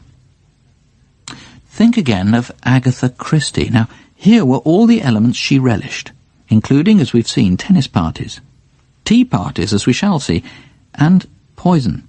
Indeed, not just any poison, but the novelist's favourite, arsenic, Major Armstrong's weed killer. The punctilious Major, having bought it in half-pound packs, apparently had his own curious technique for using it in his war against the dandelions. Divide the package up. Take 4 ounces and divide them into 2 small packets of 2 ounces. From each make a score of tiny packets. Driving an old file into the ground, drop one of the tiny packets into each aperture. Do this in the case of each dandelion, taking a separate dose to each. And so Major Armstrong, or so he said, wiped out a total of 19 dandelions. Indeed, one of these tiny packets was found in what he claimed was his gardening kit. It contained rather more than over 3 grains of arsenic, just the right amount to kill a human being. I said that the Major wasn't the only solicitor in Hay in the early 20s. The other, rather less popular solicitor was Mr. Oswald Martin. His office was exactly opposite the Major's. Mr. Martin had a scarred face that made him look as if he was smiling rather cruelly. He was deaf in one ear, and thanks to the semi-paralysis of half his face, spoke rather clumsily. Nothing could be in greater contrast to the smart military bearing of the Major. Yet both gentlemen had been involved in the war. The Major, understandably as one who had served in the war to end all wars, insisted that everyone address him by his military rank. Mr. Martin didn't. Indeed, I've no idea what his rank was. He might have been a private soldier for all I know, but the difference between them was that the Major had spent his entire war service in England, whereas Mr. Martin had spent his on the Western Front, where he had finally been severely wounded in the face in 1918. I promised you a tea party. It was given by the Major at Mayfield for Mr. Martin 7 months after Mrs. Armstrong's death. From Martin and Griffiths, Solicitors, Hay. Dear Major Armstrong, as you know, we have been instructed by Mr. John Jones of Breckfast to act on his behalf regarding the purchase of the Velin Noweth estate at Brecon. Deposits of a total of £500 were placed with you. It is now over a year since we entered into negotiations, and we have written to you several times on this topic. I must inform you that we have been instructed by our clients that unless completion takes place before the 20th of October 1921, they will rescind their contract and will require the return of the deposit you hold. Yours sincerely, Owen Martin, Solicitor at Law and Commissioner for Oaths. Hello, Martin? Hello, Martin. Armstrong here. Look, I'm sorry about all this kerfuffle about the Vellenouth estate. Why don't you pop over to Mayfield for tea? We can chat about the whole thing informally. And I'll show you around the garden. I'm rather proud of it, actually. Oswald Martin was taken aback. The Major had previously been somewhat aloof. What's more, he noticed the Major's agitation. He wasn't to know that Major Armstrong no longer had the £500 deposit. The little flutters, the little trips to London, had eaten it all up. And he didn't yet have access to the cash from his wife's estate. There were trivial irregularities in the will, such as the fact that the witnesses had no idea what they were signing. When Oswald Martin arrived at Mayfield, he was, quite literally, led up the garden path. The Major spent half an hour walking him round the garden and lecturing him about the trials and tribulations of horticulture, before he steered him back towards the house for tea. As I was saying, my dear Martin, all would be fine if it wasn't for these deuced weeds. Yes, Major. Major, about the deposits. I am a martyr to weeds. Now, my gardener was saying it's because we are surrounded by fields here. My clients are adamant. I see the Major's left the tea thing. Sit you down, sit you down. Thank you. Have you been in touch with the vendors again? Yes. Yes, still the same bother with the Yorkshire Penny Bank, would you believe? Look, let's have a cup of tea before we talk business, eh? No shop in the mess? One lump or two? Two, please. I'm afraid I am a little pressed for time. I really must... and you must have one of these buttered scones. Excuse my fingers. Thank you. I have to tell you, my clients... Well, go on, try it. Try it. They're absolutely delicious. Yes. From the little shop in the High Street, the cafe place. Yes, it's very nice indeed. Major, I really must insist. Oh, dear, look. There is Mr. Buchanan coming down the path. Rector, you know, possibly something about parish business. Oh, do excuse me a moment, Martin. There's some currant bread there. I believe that's one of your favourites. Help yourself. Excuse me? Mr. Buchanan. Mr. Buchanan. They never did quite get round to talking about the repayment of that £500 deposit lodged with Major Armstrong. And when Mr. Martin eventually left, it was 6:30. It took him 20 minutes to get home in his car. Mr. Martin was newly married. His bride was a trained nurse and the daughter of the village chemist, John Davis, the man who'd sold the Major his arsenic. Hello, dear. How did it go? It was strange. He seemed to want to do anything rather than talk about the estate. Oh. It was almost as though he had a personal interest in not getting it cleared up. Oh. Are you all right, dear? You look a bit peaky. I don't feel too good. Been working too hard. Oh. Look, if you don't mind, I'll skip dinner. Oh, but I cooked it specially. Oh. It's jugged hare and coffee custard afterwards. Fine. No, I'll be all right. I'll try some, love, I will. But he didn't eat much of it. At 9:10, he was sick. He went to bed and was then sick incessantly throughout the night. There was an intense pain in the abdomen and diarrhoea, and he was conscious of his heart. It was going extremely rapidly. Dr. Hinks came at 9 o'clock next morning. Well, your temperature's normal. I must say you don't look too good, old man. I don't feel too good. Right. Now, let's have a look at your tongue. Oh, that's all right, anyway. Eyes pretty bloodshot. He's been vomiting a lot, you say, Mrs. Martin? Yes, Doctor. It started very dark, but it's got much lighter. In the bowl there. Yeah, I see. Now, let's check your liver. Yeah. No enlargement. Do you feel pain anywhere? My stomach. Right. Does that hurt? No. Oh, not appendicitis. What about here? Sounds like food poisoning to me. His pulse was very fast. Oh, really? I'd better check it again, then. If it was food poisoning, shouldn't I be ill, too? I had exactly the same food. No, you didn't. Don't forget, I had tea at the Major's. Well, maybe the Major's feeling queasy, too. Good Lord, your pulse is up to 120. That's what it was last night. Strange. The ailment cleared up slowly, but much more slowly than Dr. Higgins expected. After Mr. Martin had been ill for 4 days, he decided to take a urine sample and get John Davis, the chemist, to send it off for clinical analysis. The sample contained arsenic, and quite a lot of arsenic, considering it was 4 days since the attack began and the amount of vomiting that had occurred. The doctor was a keen horseman, and it was while riding over to visit a distant patient that he drew conclusions which led him and Mr. Martin to have a discreet meeting with a very important figure. So, you see, Chief Constable, Mrs. Armstrong's symptoms were, in effect, the same as Mr. Martin's here. I should have recognised it as arsenic poisoning at the time, but it's not the sort of thing you expect to find in a place like Hay. I couldn't believe it. Of course not.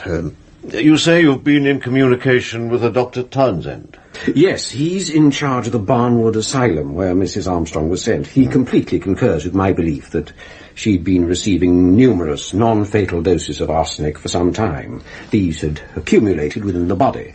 This explains why her physical illness disappeared at the asylum as her body became cleansed of the poison, though her mental health remained much the same. And the dosage was presumably started again when she got home. I see. Is there anything else? Yes, these chocolates. Chocolates, Mr. Martin? They were sent to me anonymously in September. My wife and I don't like chocolates much, but when one of my relatives came over, she ate several and was violently ill afterwards, with the same symptoms I had. I see. My father-in-law's a chemist, and he had some of them analysed. If you look here, you'll see a small hole has been punched in the bottom of some of them and then covered over. Yes, I see. And these ones contained arsenic? Yes. Well, it's a ticklish business, gentlemen. Major Armstrong is an important figure in Hay, not to mention in the magistrate's court. But I'll see what I can do. I'll need the urine sample and these chocolates for analysis by our people. In the meantime, Mr. Martin, don't accept any more tea invitations from the Major. Well, that's just the trouble. He keeps on inviting me. Mr. Martin, whatever you do, don't go. Martin here. Major Armstrong here. Major, are you ready to complete? No, not quite, not quite. How are you? Very well, thank you. No more digestive trouble? No. Good, good, good. Look, would you care to come to tea tomorrow? No, no, thank you. My wife and I are already engaged. We've promised to go to Hereford to meet some friends. What about the next day, then? Booked then as well, I'm afraid. Friday, then? Sorry, can't make it. All in all, Oswald Martin received over 20 invitations to tea. Meanwhile, 2 Scotland Yard detectives were keeping the Major under observation. The 2 solicitors, being face-to-face across the street, could also watch each other and the comings and goings in their respective premises. This made it awkward when the Major took to having tea in his office. Hello? Martin? Yes? Come across and have a cup of tea. I've got some cakes and things in. Kettle's boiling. What about it? I'm afraid I'm busy. Oh, that's funny. I didn't see anyone go in. I'm dictating some urgent letters. Let them wait. They can't wait. They've got to catch the post. Later, Oswald Martin took to ordering his own tea in his office considerably earlier than the Major's. The Major would then be able to see that, as his rival had already taken tea, there was no point in inviting him across. Inevitably, though, this led to the Major taking his tea even earlier to get in first, and so it went on. The whole thing sounds wonderfully absurd, but it was hell for the young solicitor and his wife to live through. They took it in turns to lie awake at night, presumably in case a beckoning figure with a teacup and a scone appeared at their window. No one could have been more relieved when eventually on New Year's Day Major Armstrong was arrested by the Chief Constable himself for the attempted murder of Oswald Norman Martin. And no one could have been more surprised than the Major. But he took it calmly and made a statement explaining all about the dandelions. The citizens of Hay were astonished. Many put it down to professional jealousy on the part of Oswald Martin. But then, the very next day, strange things were happening in Cusop churchyard. Dr. Bernard Spilsbury was the most famous pathologist in the world. He'd taken the train from Paddington to Hereford, but there were only 3 trains a day on the little branch line to Hay, and he couldn't be expected to wait, so a police car was organised. It halted for a moment in Hay by the clock tower to pick up Dr. Hinks. It was dark when they reached the churchyard at Cusop, and snow lay on the ground. Canvas screens had been rigged up round Mrs. Armstrong's grave. The chief constable was already in the churchyard. Looks like we're nearly there, Dr. Spilsbury. Good. Right, lads. That's it, I reckon. You are? Humphrey Webb, the undertaker, Dr. Spilsbury. And you identify that coffin as Mrs. Armstrong's? Oh, yes, sir. Well, if you'll get your fellows to pull it out. Yes, sir. Come on, lads. I'll give you a hand. This way. Come on. Where are they taking it, Chief Constable? That cottage over there. I've arranged for you to do your examination there. I'm afraid we're...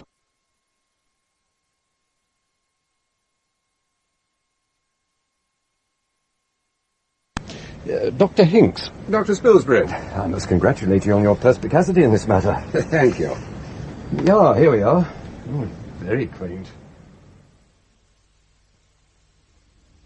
Mr. Webb. Doctor? How are you doing? Just this last screw set. There she goes. Good.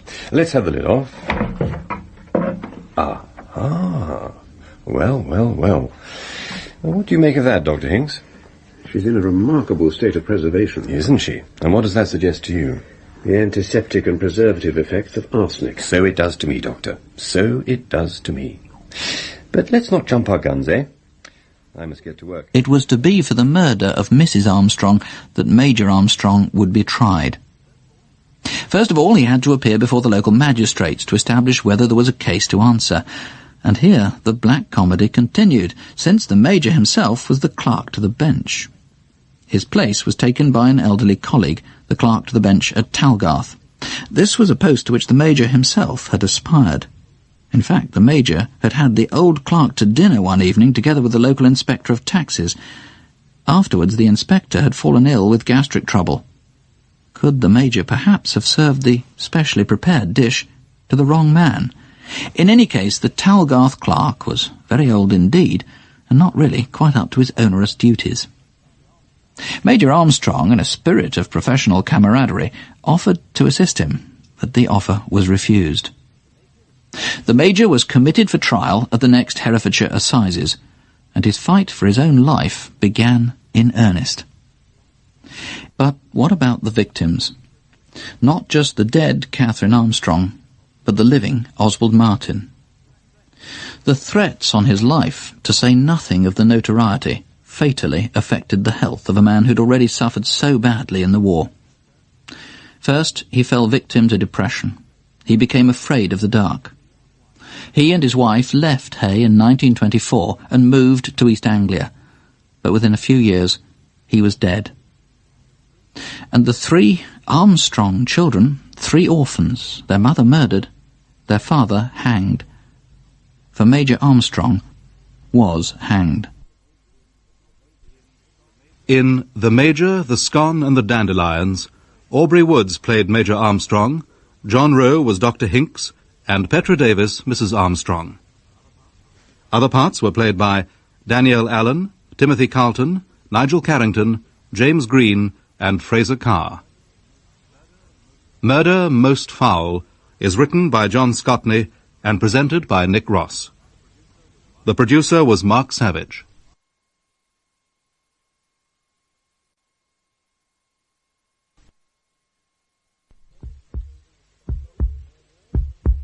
Cold fear. The fear of the murderer disposing of the body, which would give deadly evidence against... I laid the carpet in the backyard and threw about 20 or 30 buckets of water on it to try to wash the blood off. And the colour of the water that came off was light blood. Next thing I remember was something scratching and pulling at my mouth. I opened my eyes, and Jean was lying there under me, and I had my hands around her throat. Murder Most Foul. 6 classic murder cases presented by Nick Ross. Case 4. The Body in the Trunk.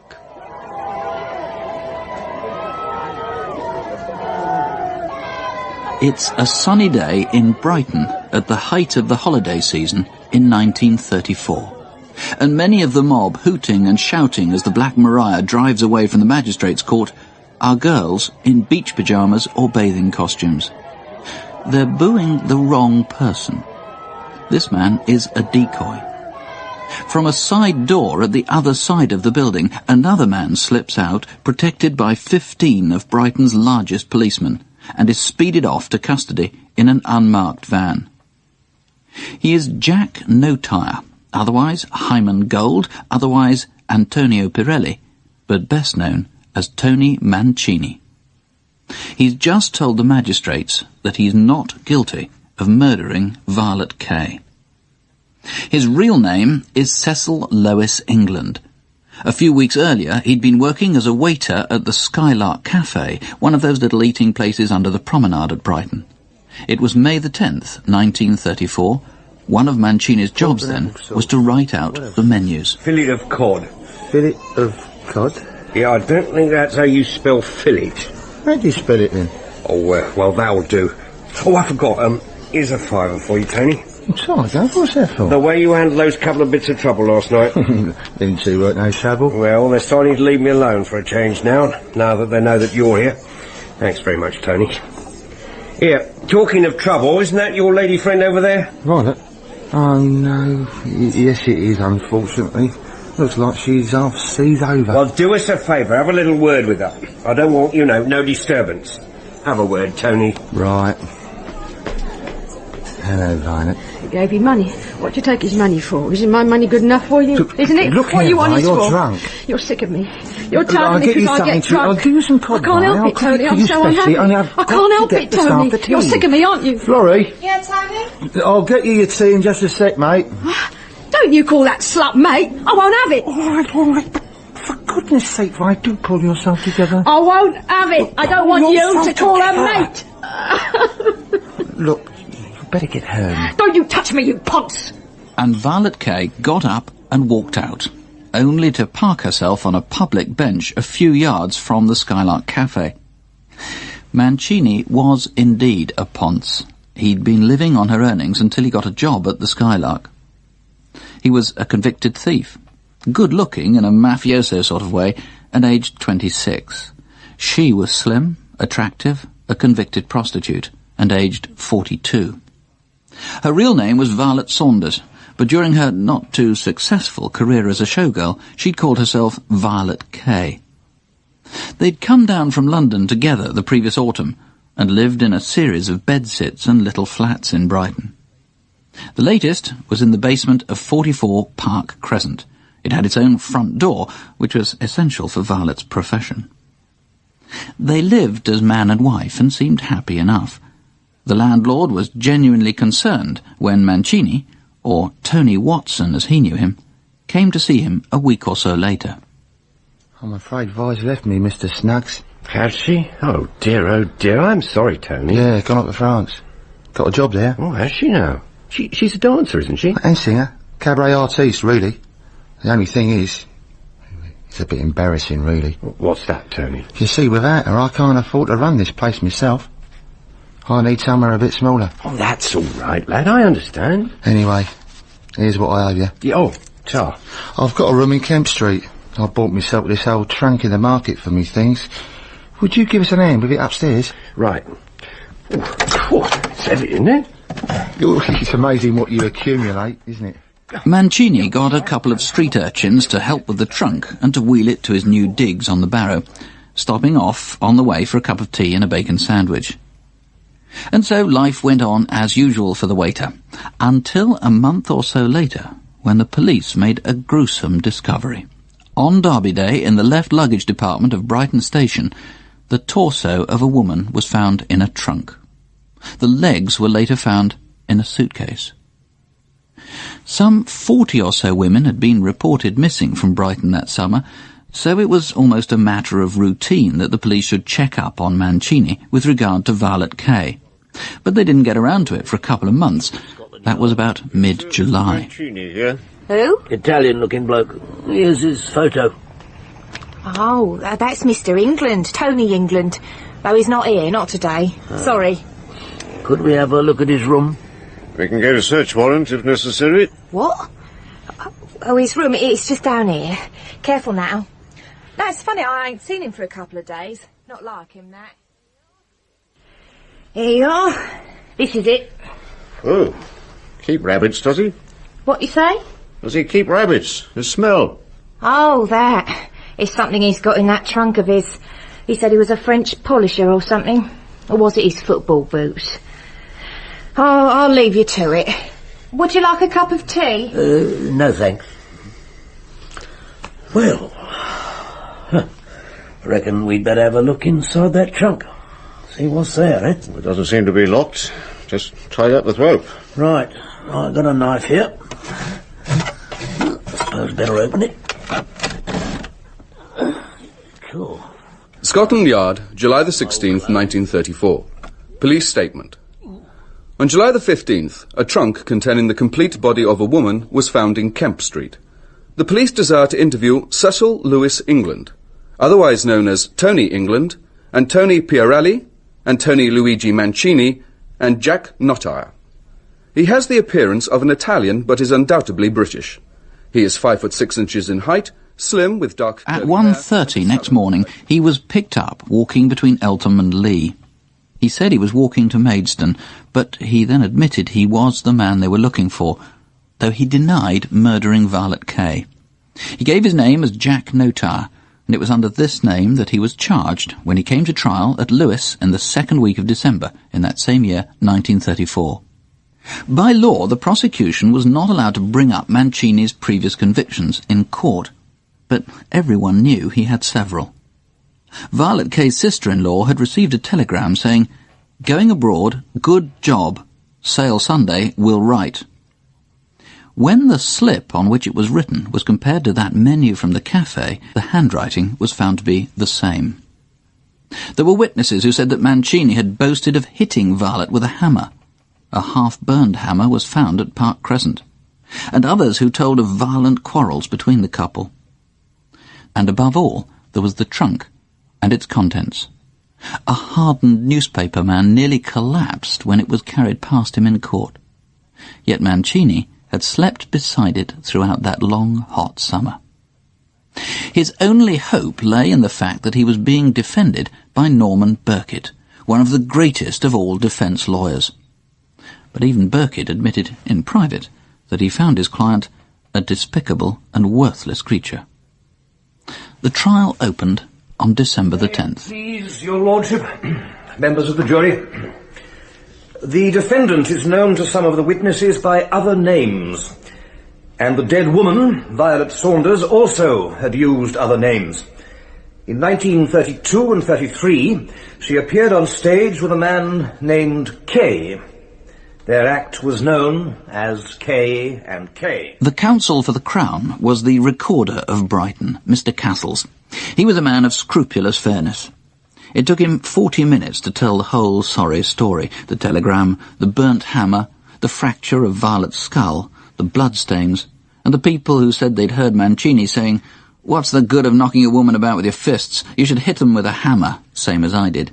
The evidence points, I submit, irresistibly to the conclusion that Mancini murdered the woman and is therefore answerable to that crime in law. There was the usual technical witness amongst those first brought forward by the prosecution, but his job was simply to describe the flat at 44 Park Crescent.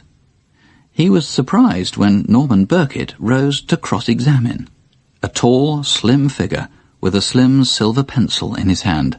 Inspector, you prepared this plan of the basement flat at 44 Park Crescent? Yes, sir. These steps I see here, were they worn down? Yes, sir. Were they steep, narrow? Fairly so. Did they call for care? A little. And this floor area below them, it had a stone surface, a hard stone surface? Yes. Thank you. The next prosecution witness was the landlord at 44 Park Crescent, Henry Snuggs. Again, the silver pencil fluttered as Birkett rose to cross-examine. Mr. Snuggs, the couple you knew as Mr. and Mrs. Tony Watson, did they appear not only friendly, but affectionate? Yes, sir. Now, I want to get this plainly before the jury. At no time, from start to finish, did you ever see anything of any kind to the contrary? No, sir. How did you regard the defendant? What did you think of him? He was always a perfect gentleman. I have no hesitation in saying so. Thank you. It was established that Mr. Snuggs had seen various men going down to the flat. The next witness was the chauffeur to one of Violet's regular clients. He'd driven over to tell her his boss, a bookmaker, had just been certified insane. He told the court, under cross-examination by Birkett, that Violet had been shaky and excited. I see. Are you familiar with the effect of drugs on people? Yes. Would you say that the appearance of this woman was like that of someone under the influence of drugs? Yes, drugs and drink. Did she seem extremely frightened? Yes. Her condition was really remarkable, was it not? Yes, sir, it was. He also said he'd heard voices in the other room of the little flat. The chauffeur, whose name was Kerslake, was the last person to see Violet Kay alive. In all, the Crown had 50 witnesses. The first day was a long one. They even called the previous tenant of the flat, who said he'd left a hammer behind. This hammer that was found in the fireplace, charred, is it a common type of hammer? Yes, I suppose it is. A common type, used by shoemakers. It's rather old-fashioned. Can you really swear that that is the hammer you left in the flat? Well, no, I can't. It's impossible to say. Next day, Tuesday, began with various witnesses who'd known the couple. There was a Mrs. Summers, and shortly afterwards a waitress, Miss Joyce Golding, who told the court that Mancini had spoken to her of savage quarrels between himself and Violet Kay. Miss Golding, where are your waitress now? I'm not working now. I'm sorry to have to do this, very sorry indeed, but you haven't been a waitress in any sense of the term for years, have you? No. How do you live? On the streets. Quiet, please. You had known Mancini well for 5 or 6 years. Yes. I suppose you read a great deal in the papers about this case. No, I didn't read much about it. Look at the jury and tell them. Did you not read every single word about this man you had known for 6 years? No, I wasn't interested that much. Interested, madam? You had known him all these years. Do you mean to say that you did not read with eagerness every word? No, I didn't. I believe that statement is false. Let me suggest to you that another matter is wholly false. He never suggested to you that he had quarrelled with his wife. Yes, several times. I can bring witnesses to prove it. There is one here. Who is that? Mrs. Summers would tell you. She was not to know that Phyllis Summers had already testified that Mancini and his mistress always seemed on affectionate and friendly terms. It was a small victory for the defence. Mr. Birkett didn't press the witness as to why she'd apparently lied. He was saving that up for his examination of his own client. He dealt next with the witnesses who said that they'd heard Mancini boasting of beating up his missus and using a hammer. He cross-examined with great restraint, simply letting them contradict each other and blacken each other's characters. Birkett was saving his big guns for Dr. Roche Lynch, the Home Office analyst. Dr. Lynch, you say you found morphine in the body. Yes. In your earlier statement, you said that the quantity of morphine found in the body was distinctly greater than a medicinal dose. Do you mean by that a fatal dose? Well, it may have been. It is absolutely impossible to say. The body was in an advanced state of decomposition. To take another matter, the shirt and trousers I have here, which belong to my client, and which were examined by the jury, you say these were spotted or smeared by human blood. and that, let me see, one of the spots is pear-shaped. That shows a drop of blood was deposited from a distance. It might have spurted from a small artery. Dr. Lynch? That is correct. But, Doctor, in this case, you have not been able to distinguish the blood group on these articles of clothing, have you? Unfortunately not. And owing to the decayed state of the body, you were also unable to discover the blood group of the dead woman. That is so. I see. Now, I have a microscope here. It is a very minute spot of blood, isn't it? It is small. Could it have been caused by a finger in the lining of the pocket? I suppose that is possible. Do you know when this shirt was bought? I do not. Or when these trousers were? No. If I were to establish that they were not in the accused's possession during the woman's life, would it be clear, do you think, that the blood could not be hers? Silence, please. Silence in court. I do not think, Mr. Birkett, that it would require any special expertise to deduce that. My lord, I will be calling a tailor to give evidence that although these clothes were ordered in May, they were not delivered until June, well after Miss Kay's death. The third day was Wednesday. One of the last Crown witnesses called was Chief Inspector Donaldson, merely to give evidence on various routine police matters. He was startled by one of Birkett's questions. Chief Inspector, the man in the dock is a blackguard, is he not? Yes, sir. I think I would describe him as such. An idle, worthless man without morals or principles. Yes, sir. I think that about sums him up. With previous convictions? That is so. Yet, with your knowledge of him, would you agree that there have been false statements in the press relating to the prisoner? Yes, I'm satisfied that many of the newspaper stories were untrue. So, this paragraph, published in a national newspaper, which says that he has been charged and convicted of stabbing a woman in Soho, is untrue. Yes, there's no foundation for it at all.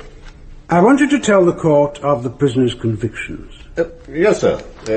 One moment, sir. There are three. On September 4th, 1929, the prisoner was convicted of stealing a quantity of silver, and he was bound over. On July 24th, 1931, at Birmingham, he received 3 months' imprisonment for loitering with intent to commit a felony.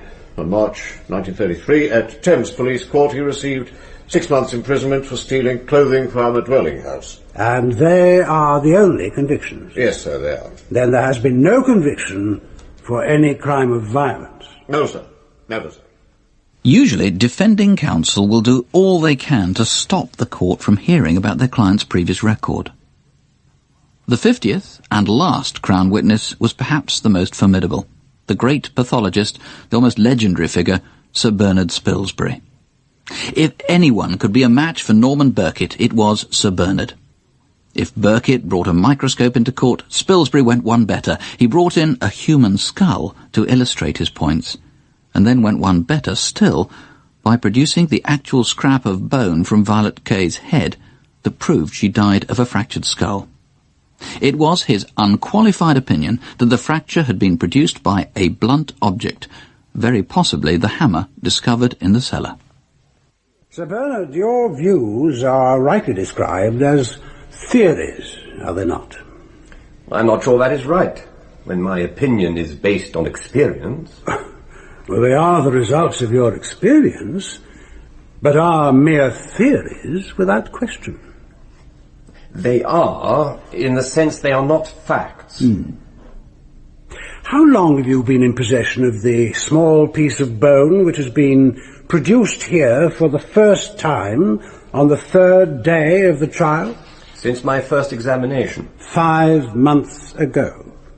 Yes. Did it not seem to you that the defence might have been informed that the small piece of bone was in your possession? I'm afraid it did not occur to me. You appreciate that there was no doctor for the defence present at the post-mortem? No, I don't think there was. The irreproachable Sir Bernard Spilsbury had been made to look a bit of a cad, and someone whose evidence was, in Norman Birkett's carefully chosen words, mere theory. Birkett then largely dismissed the matter of the morphine. In his preferred scenario, morphine played a minor role. In many cases of injuries, does not controversy arise as to whether they are caused by a blow or a fall? That is so. If a person 5'2" in height and slightly drunk or drugged were standing on a platform 7 feet from the ground and fell, their head would fall through a distance of something like 12 feet, wouldn't it? It would. The possibility of a fatal fall in that case is apparent. Quite apparent. Will you please look at this plan and this photograph? They depict the entrance to the basement flat at 44 Park Crescent. You see, do you, the stone stairway that leads down to the flat? There was continuing argument about the technical nature of the injury, but it certainly did seem a possibility. For the first time, that Wednesday, the 12th of December 1934, Norman Birkett began to think they might stand a chance. It would all depend on two people next day, himself and his client. In his opening speech for the defence, Birkett attacked the newspaper stories again, pointing out that, to his client, these fabrications could affect whether he lived or died. He spoke of Mancini's criminal record. He attacked Spilsbury and Lynch, the scientific experts. He demolished the evidence of the three men who said Mancini had boasted of beating Violet up. Not a bruise had been found on her body. And then there was the trunk and its contents. There is a feature of this case that has never been in dispute. The concealment of the body and the lies told to explain it. But concealment and lies, remember, are not murder. The prisoner knew he would be blamed and couldn't prove his innocence, and from this, all else followed. There was no turning back. I can tell you what he did.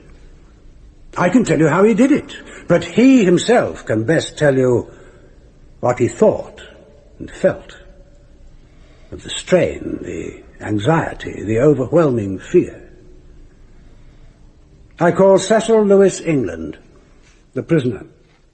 I swear to tell the truth, the whole truth and nothing but the truth, so help me God. You are Cecil Lewis England, otherwise known as Tony Mancini, Jack Notire. Oh, one moment, Mr. Birkett. My lord? Prisoner at the bar. Yes, sir? What was that object you took out of your pocket while you were swearing the oath? What was it? This, sir. A rosary. Are you a Roman Catholic? I was. Proceed, Mr. Birkett. Mancini's counsel took him through his life to the day he started to live with Violet Kay at 44 Park Crescent.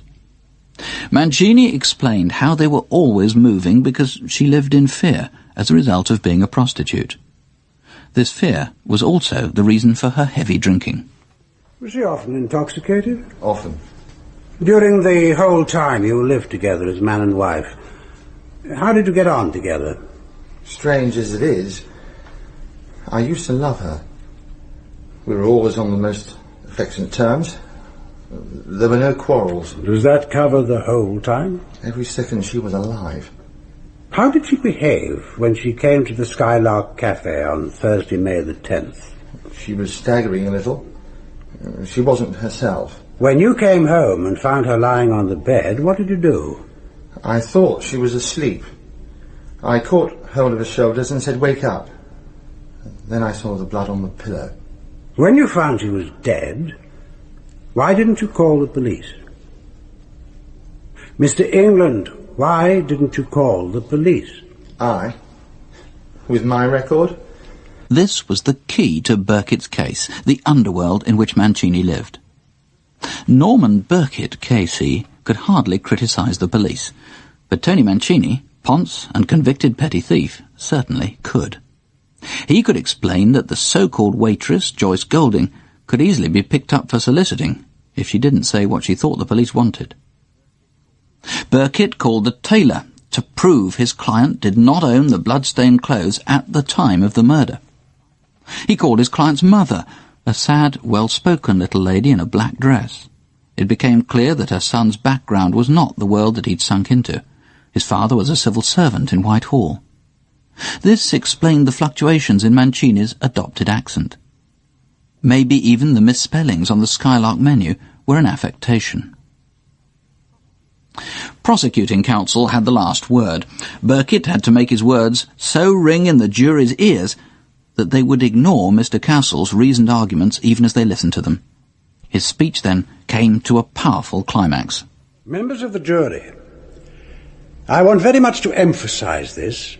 Speaking first, I do not know what Mr. Castle will be saying in reply. I shall not be allowed to speak to you again. Violet Kay was a prostitute. This man admits living upon her earnings, and I have no word to say in extenuation. None. But consider the world in which these people live, and the dangers to which they are continually exposed. We are dealing with a class of men who pay 8p for a shirt, and women who pay a shilling for a place to sleep. Mancini has said that they went everywhere in fear.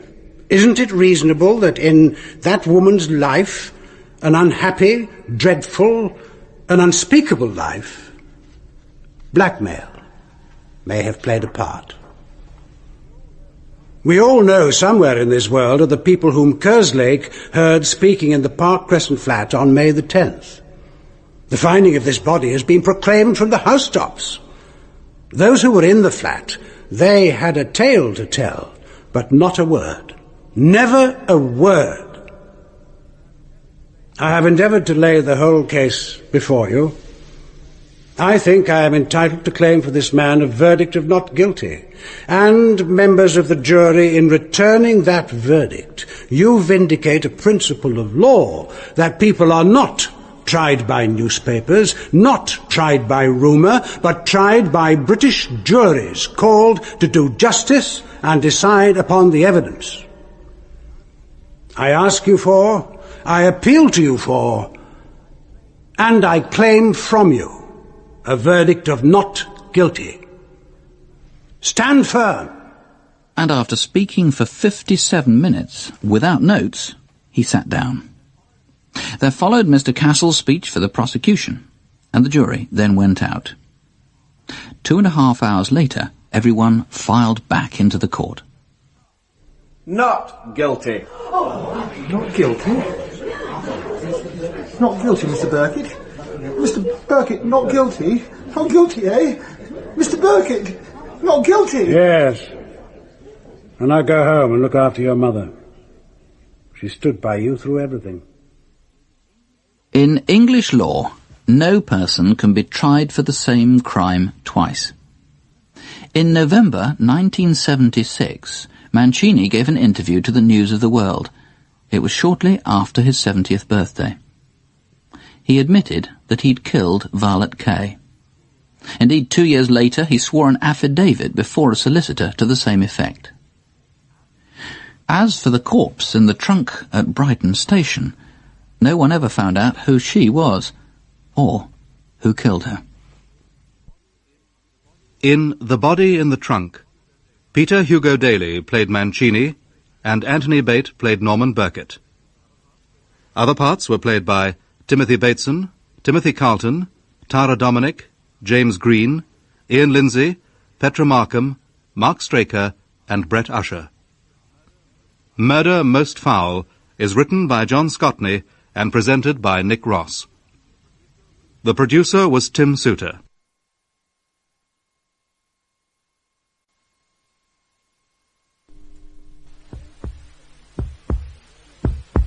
Cold fear. The fear of the murderer disposing of the body, which would give deadly evidence against... I laid the carpet in the backyard and threw about 20 or 30 buckets of water on it to try to wash the blood off. And the colour of the water that came off was like blood. Next thing I remember was something scratching and pulling at my mouth. I opened my eyes, and Jean was lying there under me, and I had my hands around her throat. Murder Most Foul. 6 classic murder investigations presented by Nick Ross. Case 5, Sheer Plod. A poet once wrote of the beauty created by the ploughman's toil, the sheer plod, he called it. Sheer plod is what a great deal of detective work is all about. We travel back to 1943, to wartime, to November fog, and to the town of Luton. Half the size it is today, but still, even then, an important industrial centre, especially in the war, and dominated by the Vauxhall Motor Works. Beside the factory ran the slow, cold waters of the River Lee. Here we are, just along Thank here. you, Chief Constable. Sir, this is Detective Inspector Finch, who's been looking after the case, the gentleman from Scotland Yard, Chief Inspector Chapman. How do you do? I'll just get the scene of crime officer to log you in. Sergeant? Yes, sir. My assistant, Detective Sergeant Judge, and Dr. Simpson, the pathologist. Morning. Oh, Dr. Keith Simpson, huh? I know your name, of course, sir. We've tried hard to avoid contamination of the area. This way, if you'll follow the tape. Have you found anything yet? Some tyre marks. We've taken plaster casts. The body was found at 2:15 yesterday by a couple of sewerage workers. They were certain it wasn't there at 4 p.m. the day before when they were last at the site. Could it have drifted downstream? Oh, I doubt it, sir. The River Lee isn't exactly a raging torrent, is it? Where's the body? We had it removed to the mortuary, sir. I see. We had it pretty comprehensively photographed, sir. And our own pathologist examined it in situ. He says the death was definitely due to a gunshot wound in the head. Yes, I saw the teletape. She was completely naked? Yes, even the false teeth are missing. Of course, I've got officers going over the whole area, and we're checking the empty houses and bombside allotments for any sign of her clothes, but... We'll probably have to draft some more men in. Well, I've got men asking round at the cafes and ARP posts, checking on the known molesters of women. Then there were the potato sacks the body was wrapped in. One was just Ministry of Food, but we've traced the other to a dealer in Gravenhurst. Have you? Quick work. Well done. No, but he seems to have distributed hundreds of the things. It's a big job. The string she was tied up with was, well, just string. Still, she shouldn't be too difficult to trace. You'll have our fullest cooperation, of course, Mr. Chapman. Nowadays, the murder would probably be dealt with locally. But in those times, they would, as they put it, call in the Yard. And though the great detectives of the Metropolitan Police held only the rank of Chief Inspector, they had the status of folk heroes. Indeed, Chapman was one of the Big Five. He was known as the Cherub for his, well, cherubic looks. And Keith Simpson, the pathologist, was equally well known, a worthy successor to the celebrated Bernard Spilsbury. Simpson lost no time in getting on with his post-mortem, dictating all the time to a secretary seated in a corner of the mortuary who took things down in shorthand. So, my friend, if this is a gunshot wound, how come there are no bullets? We'd better have the head x-rayed all the same. And the jaw. Should help us with the dentists. Yes, there's bruising on the legs where they were tied up with string. The heart was still pumping blood. She was alive. Though the attacker probably didn't realize it. No bruising where he tied up the trunk, though. Looks like she died while being trussed up. Yes. Strangulation marks on the neck. Any schoolboy should have spotted them. Oh, don't take that down. Gunshot. No, old boy, this is a strangling and bashing murder. Better not take that down either.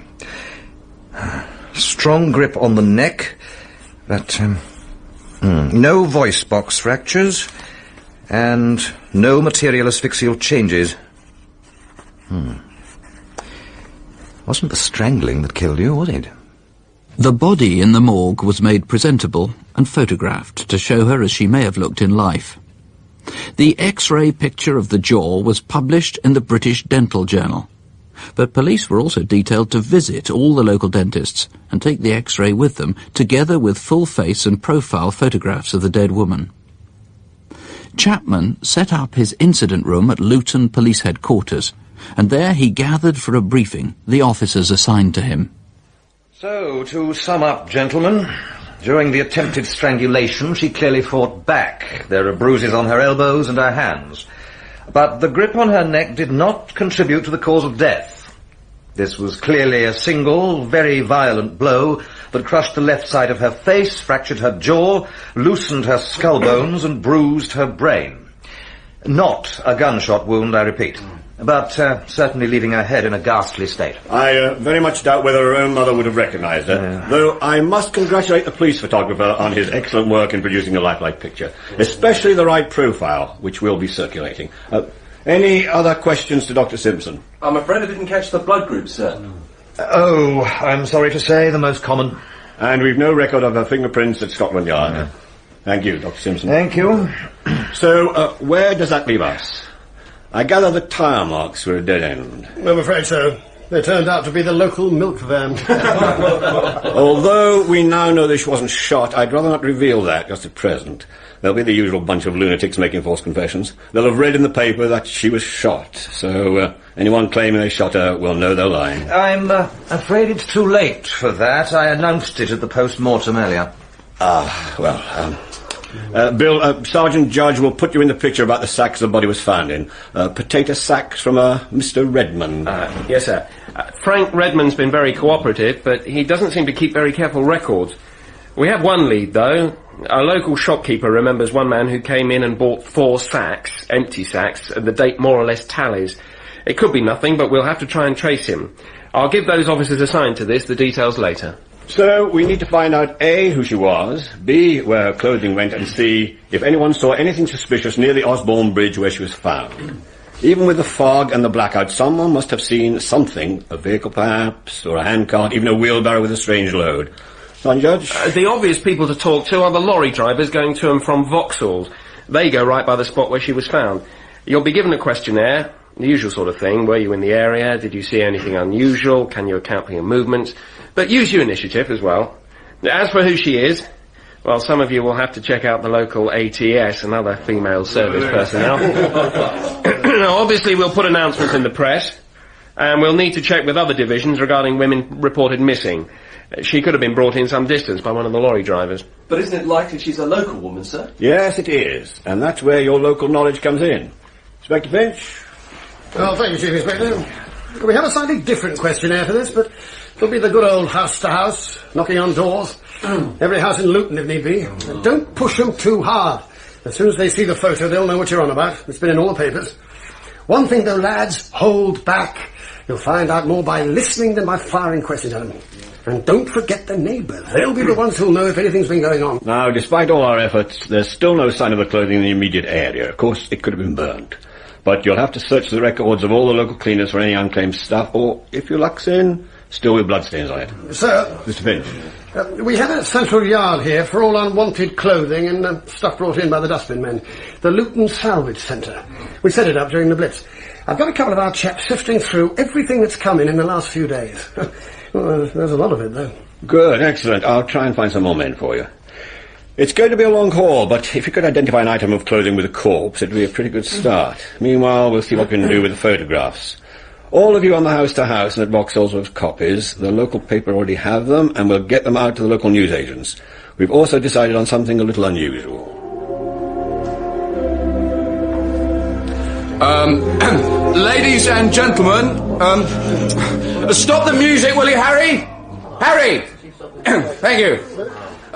Ladies and gentlemen, before our main feature, which is, of course, James Cagney and May Clark in Pluck of the Irish, the management of the Union Cinema have been asked by the police, by Scotland Yard, to display a photograph, a slide of the unfortunate young lady whose body was found in the River Lee 6 days ago. Now, I'm sure you've all read about it. Lights down, please, Harry. Right, Phil, if you just put the slide on. The slide was accompanied by an appeal for information. It was the first time this idea had been used in Britain, and it nearly worked. In fact, there were people in the cinema in Luton who would have known the victim, and some were even related to her. But the face had been so battered that for all the skills of D.C. Upchurch, the police photographer, she really wasn't recognisable. Meanwhile, the public were bringing in clothing, reporting screams they'd heard, and generally doing their best to assist with the inquiry. At one point, the detectives thought they'd found the dead woman's shoes, and 200 shoe repairers were visited, all to no avail. The cinema slides were eventually withdrawn from Luton and shown in the nearby towns of Bedford, Dunstable, Hitchin and Harpenden. More and more photographs of the corpse were taken, with the hair done differently or the face made chubbier with cotton wool. The CID officers were working 12 or 18 hours a day. They were bombarded with phone calls from husbands and from parents of missing women. And in the course of the inquiry, 404 missing females were either traced or excluded. The police checked 681 addresses of women obtained through poste restante or undelivered letters, and 39 identity visits were paid to the body in the morgue. This is the one here. Are you ready? No, that's not her. No, Sergeant. That's not our daughter. Sorry. I'm very sorry. Meanwhile, of course, there was the routine work. Interviewing 250 lorry drivers, sorting through huge heaps of filthy clothing, and knocking on every house door in Luton. Hello? What is it? Who is it? Police, madam. Do you recognise this photograph? Oh, hey, yes. You recognise her? Yes, from the newspapers. But not personally? Oh, no, of course not. I've never actually seen her. One tweed skirt stained, one black felt hat. One brown imitation velour coat with grey artificial silk lining, military collar. Yeah, this has got a cleaner's tag. Yeah, better send it up to the governor. Might be something.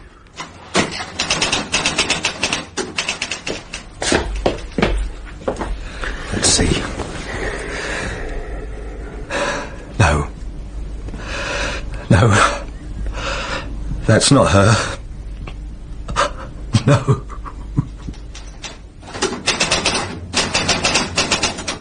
I repeat, Constable, my wife has left me. Yes, left me. Good day. Yeah, she left him all right. Yes, that's right, Constable. Went off with a bombardier. She isn't dead, do you think? Dead? Not likely. She's come alive after that one. Living the life of Riley. Would you like a cup of tea? Good heavens, what a dreadful... Oh dear, the poor creature. But not my sister, officer. Certainly not. No, that's not her. Another one down, Chief. Alive and well and living on the Isle of Wight.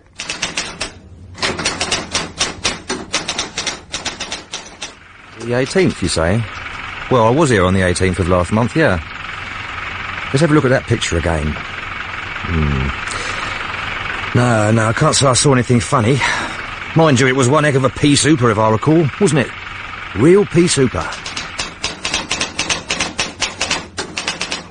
Shut up, you lot. No, I can't say I do recognise her.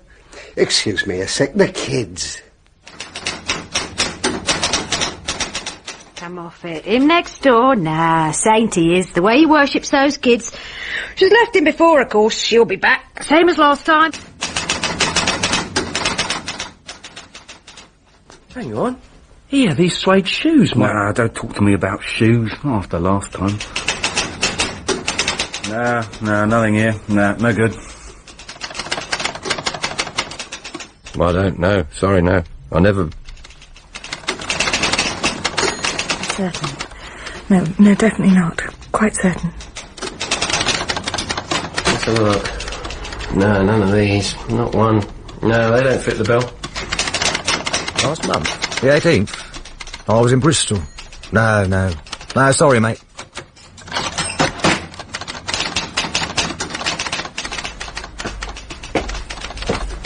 The body's over here, sir.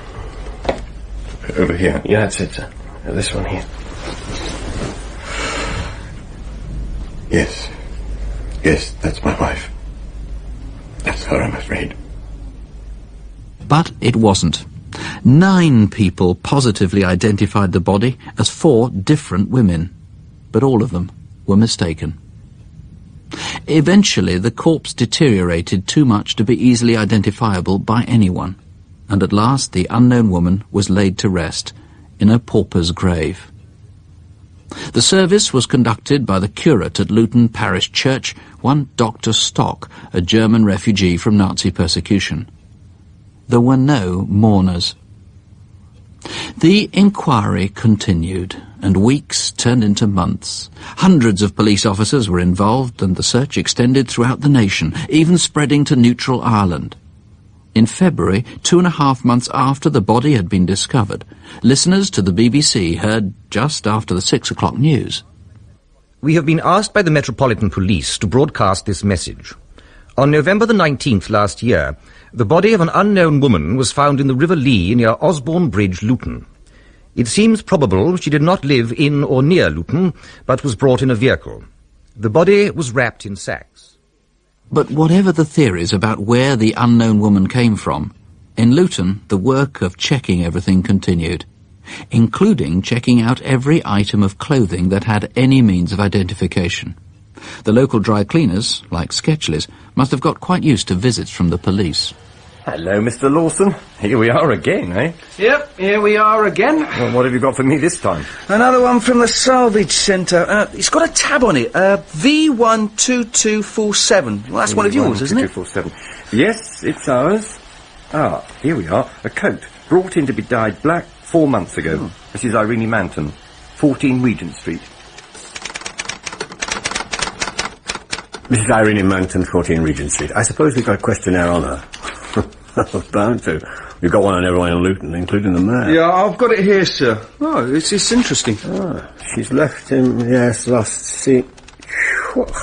Why didn't we follow this up at the time, Lawson? Well, I've got the report from the neighbours here, sir.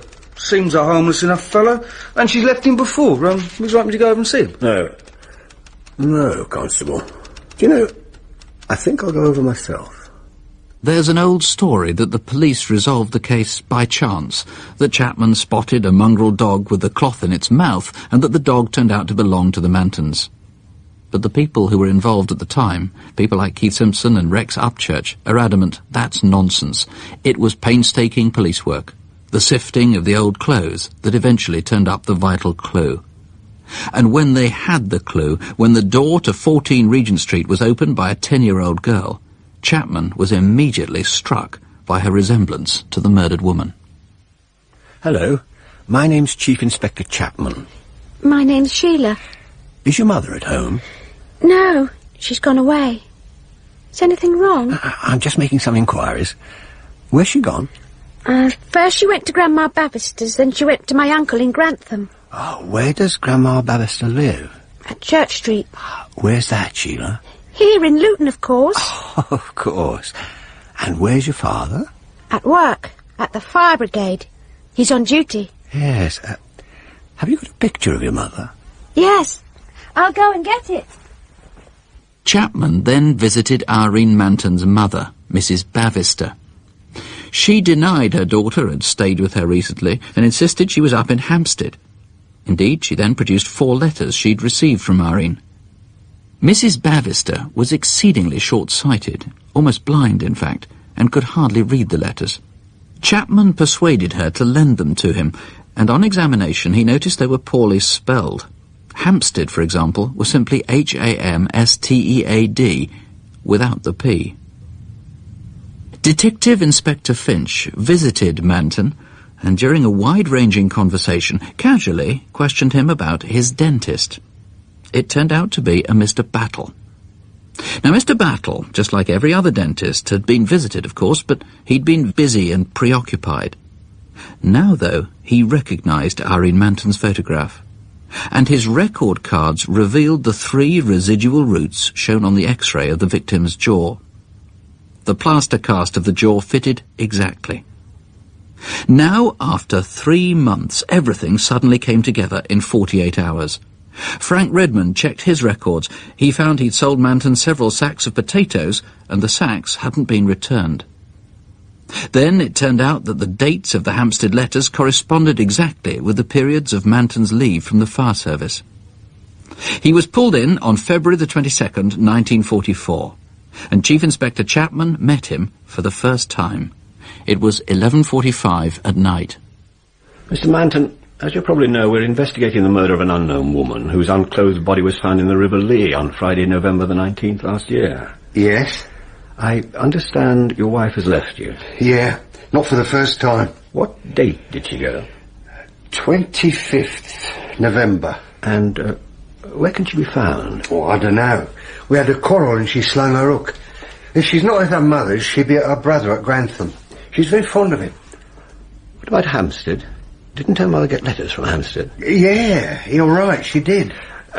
Look, just to remind me, would you note down those three possibilities on the back of this envelope? Her mother's, Grantham and Hampstead. What? Oh, yeah, all right. You married in 1926? Yes. And you've got 4 children? Yeah. Our Ivy, she's 17, proper little madam. Ronald's 15, Roy's 14, and Sheila's 10. Do you recognise these photographs? That's Renee. Where'd you get it from? From Sheila. And this photograph? Well, it's a picture of the dead woman in the papers. I don't know who she is. What went wrong? What? With your marriage? Well, in 1942, she took this job, went out to work like, and, you know, she got into bad company. How do you mean? She drank more than usual, smoked a lot, went out dancing, stayed out late. Oh, did you talk to her about it? She told me to mind my own business. We ended up quarrelling and I told her to clear out. She left me in November, it was, 42. Stayed away till March 43. Where did she stay? With her mother, Mrs. Bateson. I eventually got her to come back. I knew she was associated with soldiers and, well, I had it in my mind she might have been disloyal to me, but I had no proof of her being immoral. We lived together, but it wasn't the same. We weren't very happy. You quarrelled? Yeah, a lot. But I never struck her. Things got worse. Yeah, I admit it. I often brought up her, well, you know, previous bad behaviour. For some time past, I've worked in the plume and feathers in my spare time as a potman. My wife took exception to this. Things come to a head. There was a quarrel. She flung some tea. I didn't hit her mind, but she left me. Walked out. This was on the 25th of November? That's right. Look, I remember the body of the dead woman being found in the Lee, and I've seen photographs in the shop windows and that, and, well, I'm quite sure this photo here isn't my wife. I mean, she was alive when the body was found. Well, when she heard about it, she was still with me. Look, she said to me, some poor bitch has caught it. But what about those letters spelling Hampstead without a P? Chapman asked Manton to do some writing for him and dictated to him the letters sent to Irene's mother. The handwriting looked very similar indeed. Manton's house was searched. A few bloodstains, Group O, were found on a skirting board, but sometime recently everything had been wiped suspiciously clean. Irene had lived there, but her fingerprints were nowhere to be found. Then, forgotten at the back of a cupboard, they came across an empty pickle jar, covered in dust, and on it the clear impression of a left thumbprint. It was compared with a thumbprint from the corpse, and the prints were found to match. They had the 16 points of correspondence required by law. Chief Inspector Chapman and Bertie Manton met again. You are Bertie Horace William Manton of 14 Regent Street, Luton. Yes, I am. You are not obliged to say anything, but I must warn you that anything you do say will be taken down and may be used in evidence against you. I am informed that you were on leave on November the 18th. I am convinced that it was on that date and not on November the 25th when your wife was last seen. I am now satisfied that the body found in the river was that of your wife, and you will therefore be arrested and charged with murdering her. I don't care for myself, Mr. Chapman. I know I'm done. I've tried to protect my children. Will you please do the best you can for them? I'm sorry I told you lies about my wife, but I love my children, and I've only tried to protect them and their future. Look, I've always worked hard, been an honest man. I don't deserve the trouble my wife has brought on me. I killed her, but it was only because I lost my temper. I didn't mean to. In his statement, Bertie Manton told how, in temper, he'd hit his wife with a heavy wooden stool. He'd carried the body to the cellar and washed the blood up before the children came back for tea. Then he'd sent the children off to the pictures, placed the body of his wife across the handlebars of his bike, and wheeled her through the blacked-out streets of Luton to the river. There, he threw her in. No one saw him on the way. Next day he burned his wife's blood-stained clothes in the copper, along with her false teeth. The coat, which had been dyed black for her brother-in-law's funeral, he hadn't burned because it wasn't blood-stained. But he got rid of it because it would have seemed strange had she left home in November without an overcoat. The first court hearing was in late March. The trial followed in late May. The defence argued for a verdict of manslaughter on the grounds that Irene Manton was killed by a sudden blow delivered in temper. But Keith Simpson's evidence was quite decisive. Not only had she been struck several times, but an attempt had also been made to strangle her. Bertie Manton was found guilty of murder and sentenced to death. There was an appeal, which failed.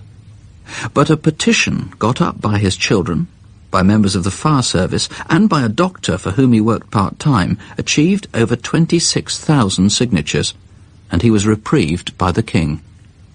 He died in Parkhurst 3 years later, aged 43, of cancer. In Sheer Plod, Chief Inspector Chapman was played by Norman Jones, and Bertie Manton by Ronald Herdman. Other parts were played by Timothy Carlton, Terence Edmund, Alan Barker, Brett Usher, Andrew Wincott, Mark Straker, Tara Dominic, and Petra Markham. Murder Most Foul is written by John Scotney and presented by Nick Ross. The producer was Tim Souter.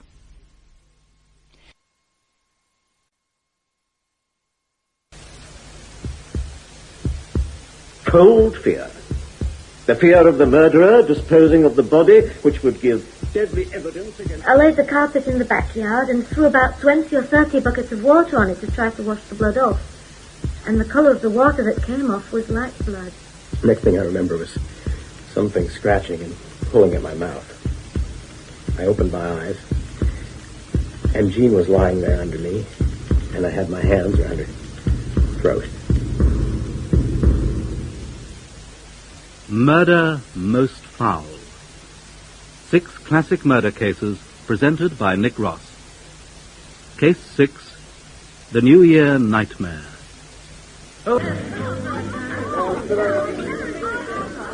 A crowded pub on New Year's Eve, and things are going with a swing. But before the new year is a few hours old, one of these people will be dead. The subsequent trial for murder will prove to be one of the most remarkable in the history of English law. A trial that lawyers still argue over. Give me another vodka and whatever it was, tonic. Right. Gene! Hey, Gene, what are you having? What are you drinking? What do you have, huh? What do you want? With a lot of lime, a lot of lime. Okay, and hey, what about your friend, Loverboy? David, what do you have? Oh, a Guinness and a whiskey. All right. Yeah, all right. Barman, let's, wait one second. 2 large vodkas, one with tonic, one with a lot of lime, and a Guinness and a large whiskey, okay? Johnny, Veronica, what are you having? Very last orders, sir. Very last orders. Huh? Thanks, Eugene. What do you mean last orders? Come on, it's 10 o'clock. Look, it's New Year's Eve. Come on, no extension. Come on! Hey, not sir. Drink up, last orders, please. That's it now, very last orders. What a country. Give me a break. New Year's Eve and they shut the bars at 10. What a country. Oh. That's it, folks. Time, please. Time, please. Drink up now. Time, please. Happy New Year. Safe home. Come on now, your glasses. If you please. Put the music back on. This is getting groovy. Hey, Gene, listen, I got some vodka from the PX back home. Yeah, there's some whiskey back in the apartment, too. Why don't y'all come back to my place, okay? Come on. Come on, see the New Year in, okay? Veronica, Johnny, come on, let's make a night of it. My place, okay? Thanks, Eugene, but I'm on duty tomorrow. I better get back to the place. Oh, Gene, you want to come back? And your friend, come on. Huh? Hey, let's go back with you two. Yeah, thanks, mate. Okay, I'll get a taxi. Where do I get a taxi? Where, out here? The Bell Hotel at Braintree, Essex, on the last day of 1960. The Bell was popular with US airmen stationed at the nearby fighter base at Wethersfield, and the Americans were popular with local girls. The swinging 60s were just beginning, and by all accounts, pretty 20-year-old Jean Constable was a woman of her times, especially in regard to US airmen. But on the 31st of December 1960, her intentions were elsewhere, as tipsily she told the taxi driver. I know what you're thinking. You're thinking, I'm going to sleep with this American. Well, you're wrong. Eugene's a respectable married man. Married to a Scotswoman. June. Oh, June. Sorry. Even if she's away at the moment. And he's got 2 lovely kids. No, 3 now. I got a new one. Yeah, you bet. I'm not, you know, with him. No. I'm going to sleep with a civilian. Whoa! Hey, stop here. Stop, we're here. This is my place, okay? What is this? That's spooky. Those towers. It's like out of a Hammer horror film. Dracula's castle, eh? No, it used to be the old Dunmore workhouse, would you believe it? And it looks pretty grim outside, but the apartments are okay. You go on in. We'll play some records. How much, Cabby? Oh, Laura. I love her. Hey, I didn't know you could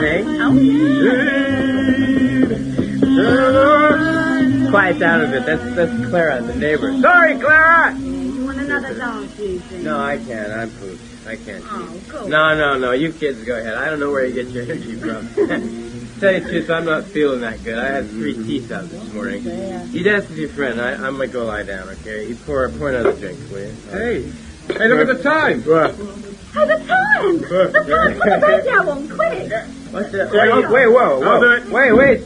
Oh, come on. Oh, I get it. Happy New Year! Let's drink to that. Happy 1961. Yes, should old acquaintance be forgotten.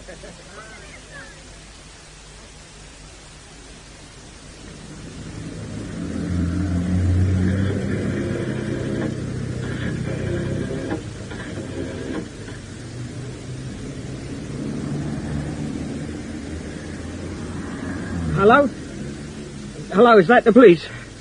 Yeah, look, I want to report something. Ambrose, Sydney Ambrose, I'm a van driver. I was on my way to work and, well, to be perfectly honest, you know, I want to answer a call of nature.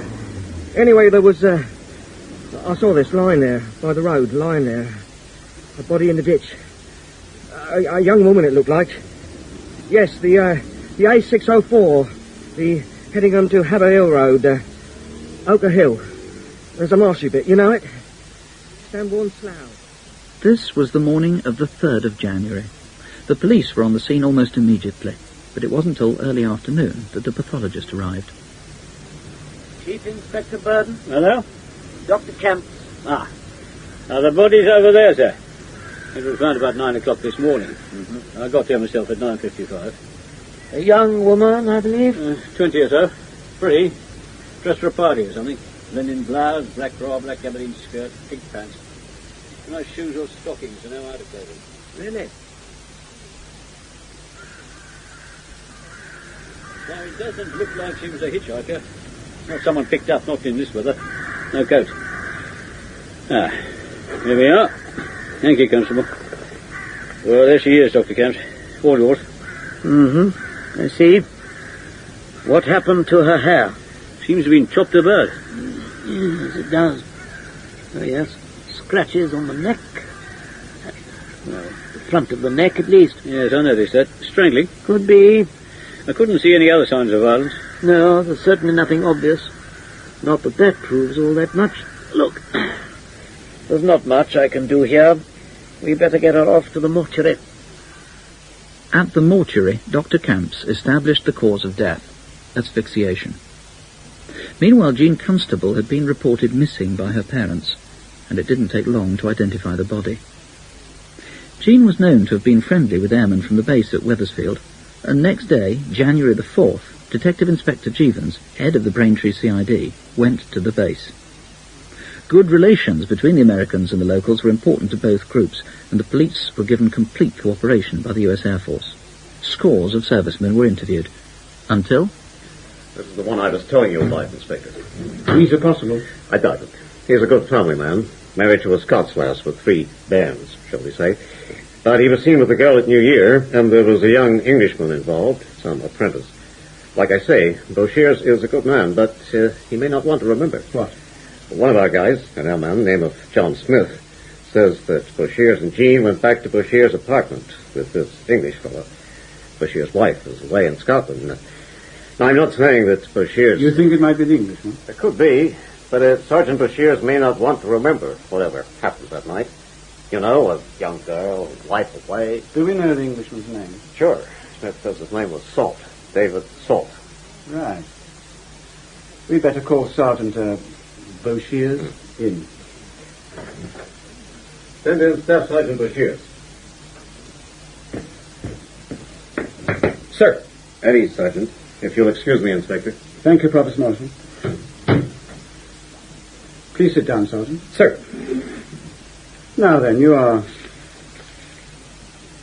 Staff Sergeant Willis Eugene Boshears of the 20th Field Maintenance Squadron of the United States Air Force. Yes, sir. And you live at 4 The Close, Great Dunmow, Essex. Yes, sir. Tell me, do you recognize the young woman in this photograph? I do, sir. It's Jean Constable. And when did you last see Miss Constable? On New Year's Eve, sir. At the Bell. She had this English guy with her. She'd picked him up that evening. And then? That's it, sir. Is it? That was all? Yes. Well, we took a taxi, and they came back to my apartment, my flat. I mean, I see. Back to your flat. Tell me, what happened there? Well, I don't know, sir. I drunk too much. My mind was a blank. I suggest you try to recall what happened. Well, sir, you know, Jean seemed to find this English guy, this David, pretty attractive, so I just left him to it. When I got up in the morning, they'd gone. I admit it, I passed out. So I don't know, sir. They'd left in the middle of the night? Yes, sir. Or maybe the early morning. I don't know. Like I said, I passed out. The bruise under your eye and the scratch, how did you get them? I can't say, sir. I said I passed out. Look, my mind was a blank. I didn't eat, and I drunk too much. This mysterious David, did you hear his surname? No, sir. No. I never got... I mean, she'd only ever met him that evening. It was just one of those kind of, one-night things. That's Jean for you. Quite a girl. The young man's name is Salt. David Salt, Sergeant Boshears. Are you sure you've told me everything? Absolutely everything that happened that night? Yes, sir. Like I said, she was hot for this David. I didn't touch her. Are you quite sure, Sergeant? You've told me everything? Yes, sir. Yes, sir. I have to tell you that I'm very far from being satisfied that what you've told me is completely true. Sergeant?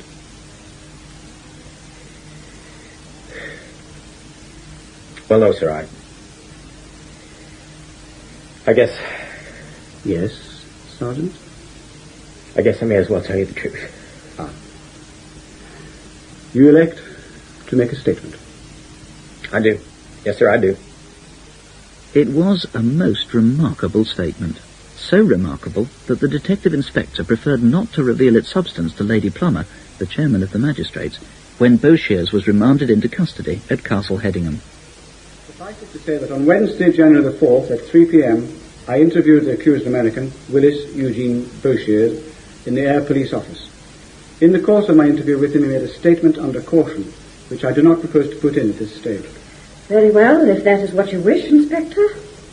Please continue. Thank you, Your Worship. I should say that Sergeant Boshears also handed me certain property which he took from his pockets. Property belonging to Miss Constable? That is correct. At 6 p.m. that day, I arrested Sergeant Boshears and conveyed him to Braintree Police Station, where at 8:45 p.m., in the presence of Detective Chief Superintendent Barkway and Superintendent Wood, I formally charged him with the present charge and cautioned him. He was detained. Thank you, Inspector. Sergeant Boshears, do you have any questions to ask the Detective Inspector? No, sir. No, ma'am.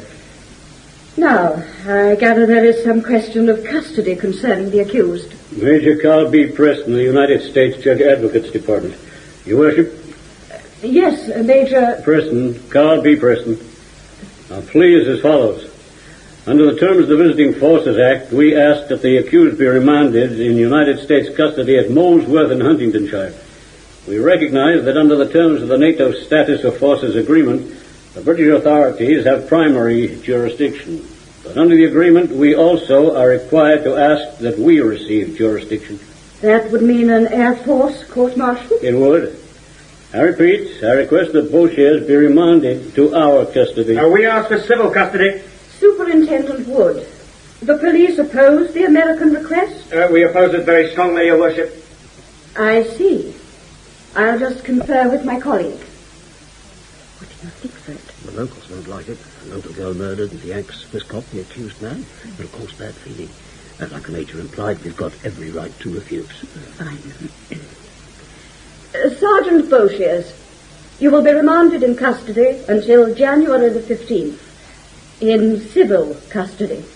So the US Air Force had been overruled, and subsequent events would suggest they deeply resented losing custody of their own man.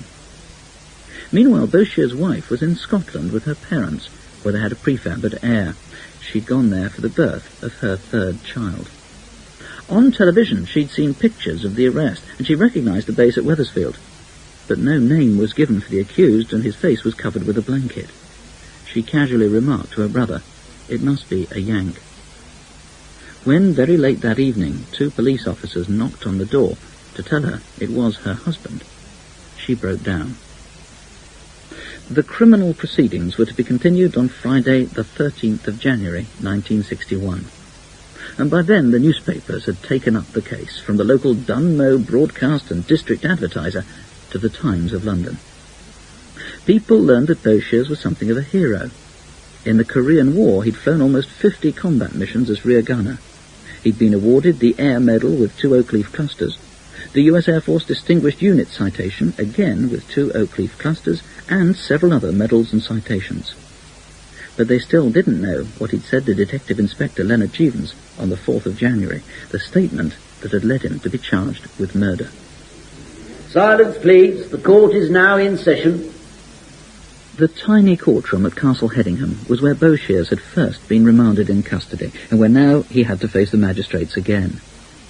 They had to decide whether there was a prima facie case against him. If there was, he'd stand trial at the next Essex Assizes to be held at Chelmsford from February the 14th onwards. It was now, at this second hearing, that the statement he'd made to Inspector Jeevons was read to the open court. It was one of the most curious statements ever to come from a man who'd plead not guilty. Appearing for the Crown was Mr. E.G. McDermott. Then, Your Worship, the accused tells how the girl and Salt came to his flat, as we have heard, how she went to sleep on the mattress after apparently undressing before the 2 men. In his written statement, the accused continues, the other fellow and I had a couple more drinks, and I must have fallen asleep. Not fell asleep, but passed out. The next thing I remember was the fellow waking me up and asking me where to get a taxi. I told him and took him down to the front door. I went back. Jean was still asleep on the mattress, and I lay down beside her. Next thing I remembered. You got a cigarette, Inspector? Yes, yeah. Thanks.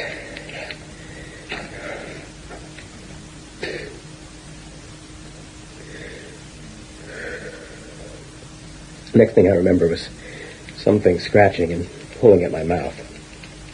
I opened my eyes, and Jean was lying there under me, and I had my hands around her throat. And she was dead. That sort of sobered me up, Inspector. Is that part of your statement? Yeah, I guess it is. Would you type that, Constable? That sort of sobered me up. Please carry on. Well, I got scared, and I didn't know what to do. I put her clothes back on her. That was after I'd carried the body through to the spare bedroom. I left her lying on the floor of the spare bedroom. And then? Well, after tidying up the living room, I lay down on the mattress and I went to sleep, you know. Oh, God. When I woke woke in the morning, I decided it had been a dream.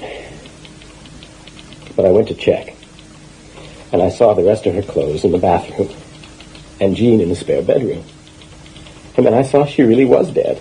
I don't know how it all came about. You didn't think of going to the police? I wanted to, but I was too scared. I tried to figure out how to get rid of the body, and I washed the sheets and blankets, and I washed her body. What did you do then with her? She lay there until Monday night. Monday night? Nearly 48 hours? Well, yeah, not quite, but near enough. And on Monday night? At about 11:30, I carried the body downstairs over my shoulder, covered with my heavy winter gear, and I laid it on the back seat of my car. What about her hair? Oh. Yes, she had attractive hair. Well, after Jean was dead, I started to cut off her hair with scissors and burned it in the fire. I guess I did this because I didn't want people to recognize her. You didn't want people to recognize her? Yeah. I mean, after a while, it would be better if she was recognized. No. I mean, what I mean is after a while I thought I was wrong. It would be better if she was recognized. But it was, I drove around the country. Yeah, I thought it would be better if she was recognized. Why? I realized once they found the body, you'd be right after me. Anyway, I drove around till I came to some sand piles. I went by and then turned around. I carried the body and dumped it head first into a ditch and then went home. Oh, one other thing. Yes? I burnt her fur coat, handbag, shoes, stockings, suspender belt, red garter and jacket. And her ring, I threw her ring away through my car window as I drove along. Yes. We wondered what happened to her outer clothing. You see, that fur coat. She was really proud of that fur coat. Oh, come on. She was really, really proud of that. See, she had a little job in a plastics factory, but she had a fur coat. Everyone knew that fur coat. She wore it all the time. A fur coat. We all... Boshiers had then handed over a watch and a 10-shilling note that he'd taken from Jean's body. There was plenty of other evidence. Clara Miller, wife of another sergeant at Wethersfield, was the neighbour who'd thumped on the ceiling. She testified that around 1 o'clock, or perhaps 1:30, she'd heard someone crying. Yes, it was like sobbing, and I heard something. Yes, I suppose sobbing. I heard something that sounded like either you love me or you don't love me, but it was muffled, like someone holding a handkerchief over her mouth. Experts would later suggest that what she was really saying was, "You're hurting me," or "You're choking me." But then Jean might just have been with David Salt. There was no disagreement in court about what had happened between those two young people. But the magistrates were convinced that Boshiers had a case to answer. He was committed for trial at Chelmsford Assizes. The Crown's first witness was Mrs. Constable. Yes. I recognise the photograph. That's Jean. Mrs. Constable, I'm sorry to distress you. Do you also recognise this gold watch? Would you hand her the watch? Yes. That's Jean's. The next witness was Jean's friend, Veronica Benfield. I was with her in the bell. God, she'd been drinking. But she wasn't drunk. She wasn't drunk? Well, she was tiddly. What was she drinking? It was vodka and soda or something like that. John Smith, airman 2nd class, corroborated what she'd said, and the taxi driver, Donald Mills, gave evidence about what Jean had said to him. David Salt next took the stand. He, too, was cross-examined by Boshiers' counsel, Gerald Hines. This was a rather merry New Year's party, and you'd had rather more to drink than usual, Mr. Salt? Yes. Boshiers did nothing physically to get rid of you, to get you to leave the flat? No, nothing at all. And what condition were the girl and Boshiers in when you came to the flat? She was merry. He was pretty well sober. And you had intercourse with the girl? Yes. On the rug. The American had left the room. You had intercourse once? Twice. The second time on the bed. He left us in the bedroom. Is this your normal course of conduct? No. Would you agree that the three of you had had a good deal to drink from first to last that evening? Yes. The key witness called that first day was Dr. Francis Camps, the pathologist. He was questioned by the prosecuting counsel, Mr. Stanley Rees. Dr. Camps, you say that death was due to manual strangulation? Yes. Pressure on the throat was maintained for perhaps 30 seconds. On the findings which were made on the body, did you think it is possible that he could have killed her while asleep? I should think it is certainly within the bounds of improbability. I should say my reason for my findings is this process would take a certain amount of time, and during that period the person would go through certain phases of movement, and from the description of finding her suddenly dead like that, I don't feel it fits in with that type of death. He would have felt her moving, even in half sleep, I should have thought. Subconsciously, everybody protects themselves from an assault of this kind. Dr. Camps was the last prosecution witness. The first day of the trial ended at 9:40 in the evening. Next day it was the turn of the defence, but Mr. Hines called just one witness, Eugene Beauchers. The defendant made an impressive figure in his formal blue uniform with its rows of medal ribbons.